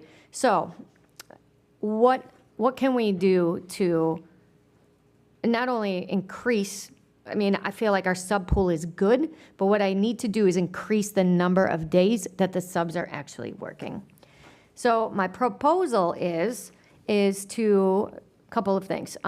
Remove that 30-day increase, because I feel like that's just not a nice way to start the year, especially after some of these people have worked 80 days, 100 days. That's 50% of the school year. And now we're saying, okay, we're going to take money away from you. Thank you for what you did last year. So that doesn't feel good to me. So I would like to increase the daily rate to $130 per day. And then I would like to experiment with bonuses. So $300 at 30 days is essentially, it's essentially the extra $10 over the course of 30 days. So that in that bonus, my goal is to hopefully increase that large bottom part of the grid there. Then, if I can move, what then would prompt those 50 or 60-day people to get to a higher number? So a 500 at 70 days and $100, or 500 at 100 days. Now that's literally only 2 people at the extra 500. So again, looking to be competitive and looking to, there's a key purpose in building the number of days, not just adding subs, but building the number of days that they're in the district. If you look at my note about budget and funding, I did look at the building's budgets typically have plenty of money in their sub pools, their line items, to cover the extra costs. If I did the math with the old numbers from last year, just adding that increase to $130 per day is just a cost of $2,000 using last year's data. If I predicted the bonuses with last year's data, it's an additional $10,000 to $12,000. And again, the buildings already have more than that in their budget to cover for the sub costs. That's it.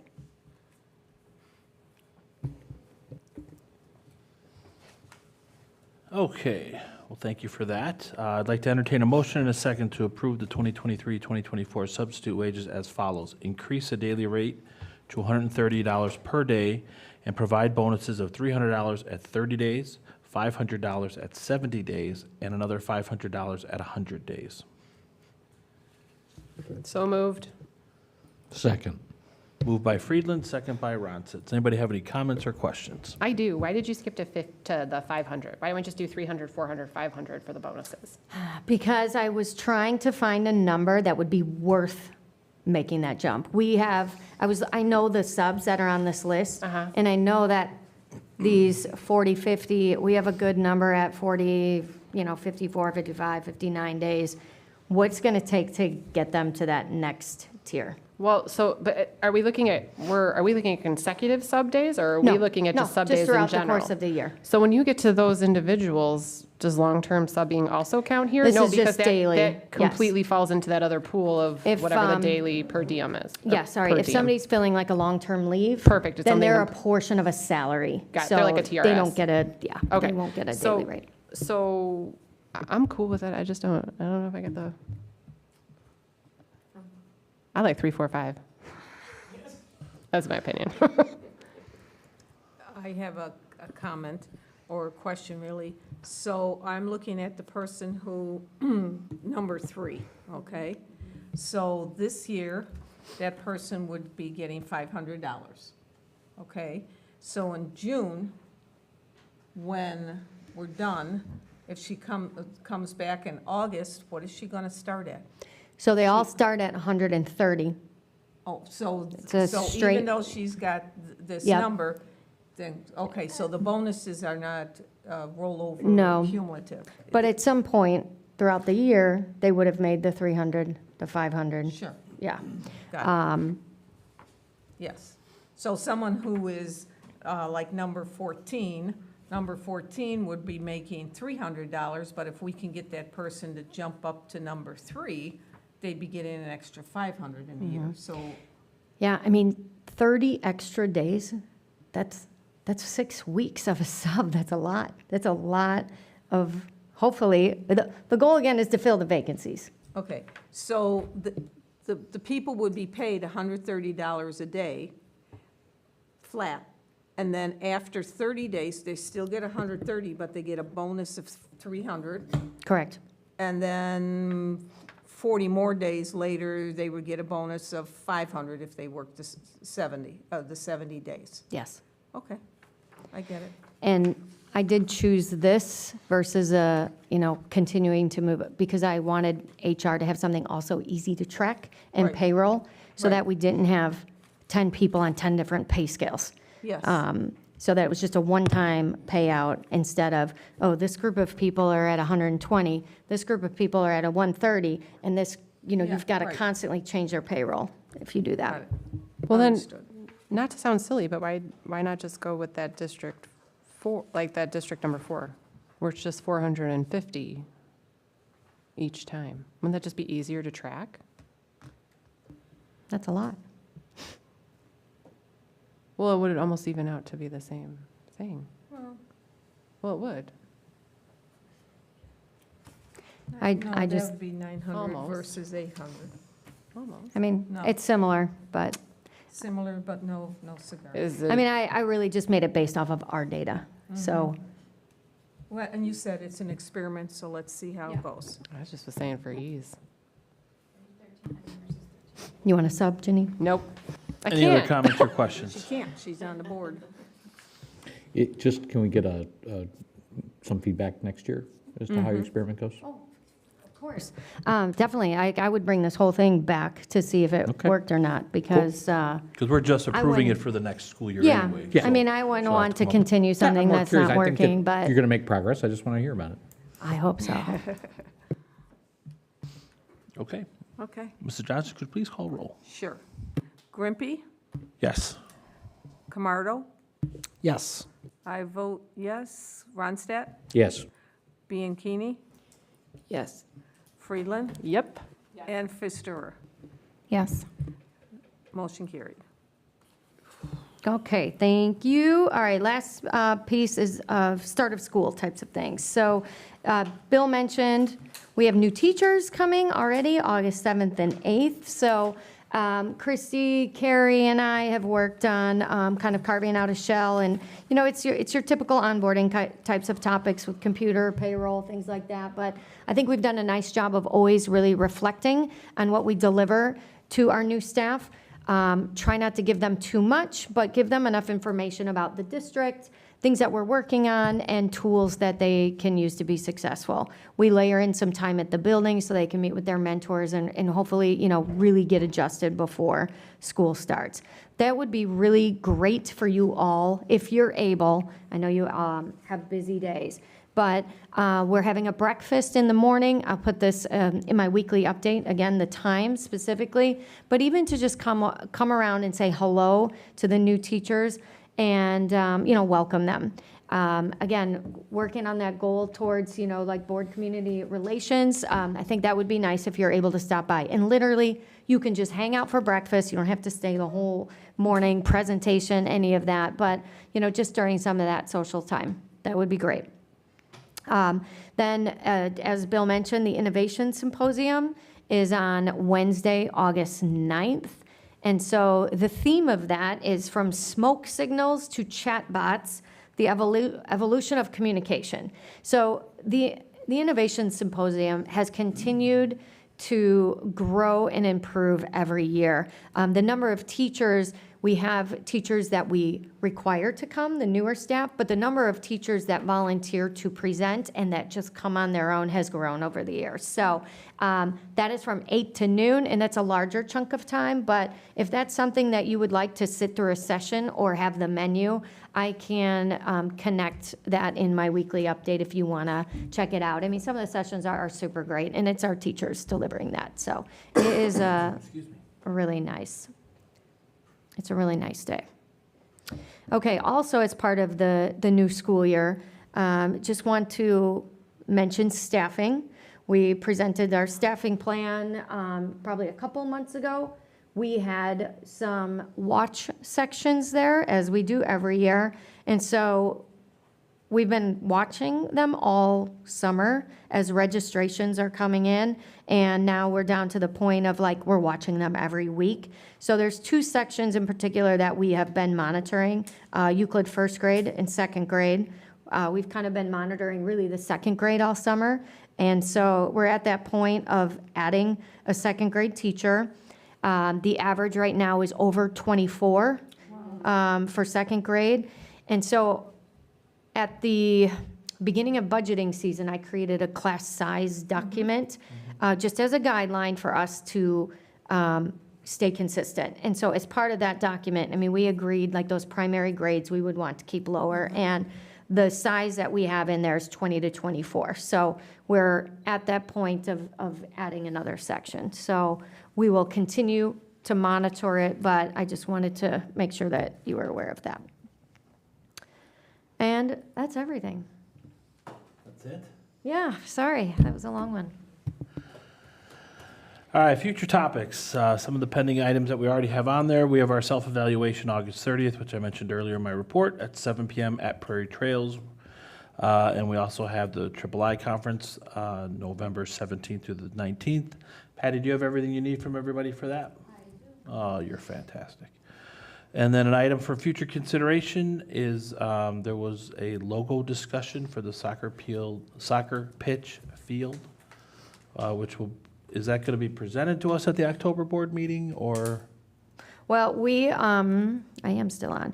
We will be having a policy meeting anyways, so I believe we agreed that we would kick that back to the policy committee because it's policy and talk about whether or not we want to propose adjusting that. Okay, well, the good news is we don't have closed session tonight. I don't know if anybody noticed that in their board book, so. So the good thing is, we are ready to entertain a motion in a second to adjourn the regular board meeting at 10:20 p.m. So moved. Second. Moved by Friedland, second by Camardo. Okay. Go ahead and take roll. Camardo, Yes. Ronstadt, Yes. Pfister, Yes. Grimpy, Yes. Bianchini, Yes. Friedland. Yes. And I vote yes. Motion carries. We're All out right. at 10:20. You don't have to go home, but you can't stay here. See you back here on August 15th. I was really thinking. This is my jam. Sorry, I feel like I was just looking at you so much. No, why? I don't know why. I made eye contact. Shifted myself a little bit. No, it's fine. Okay. Sign out now. Sign out. Oh my. I like your If there outfit. was ever a night that I'm disappointed that my fridge is broken,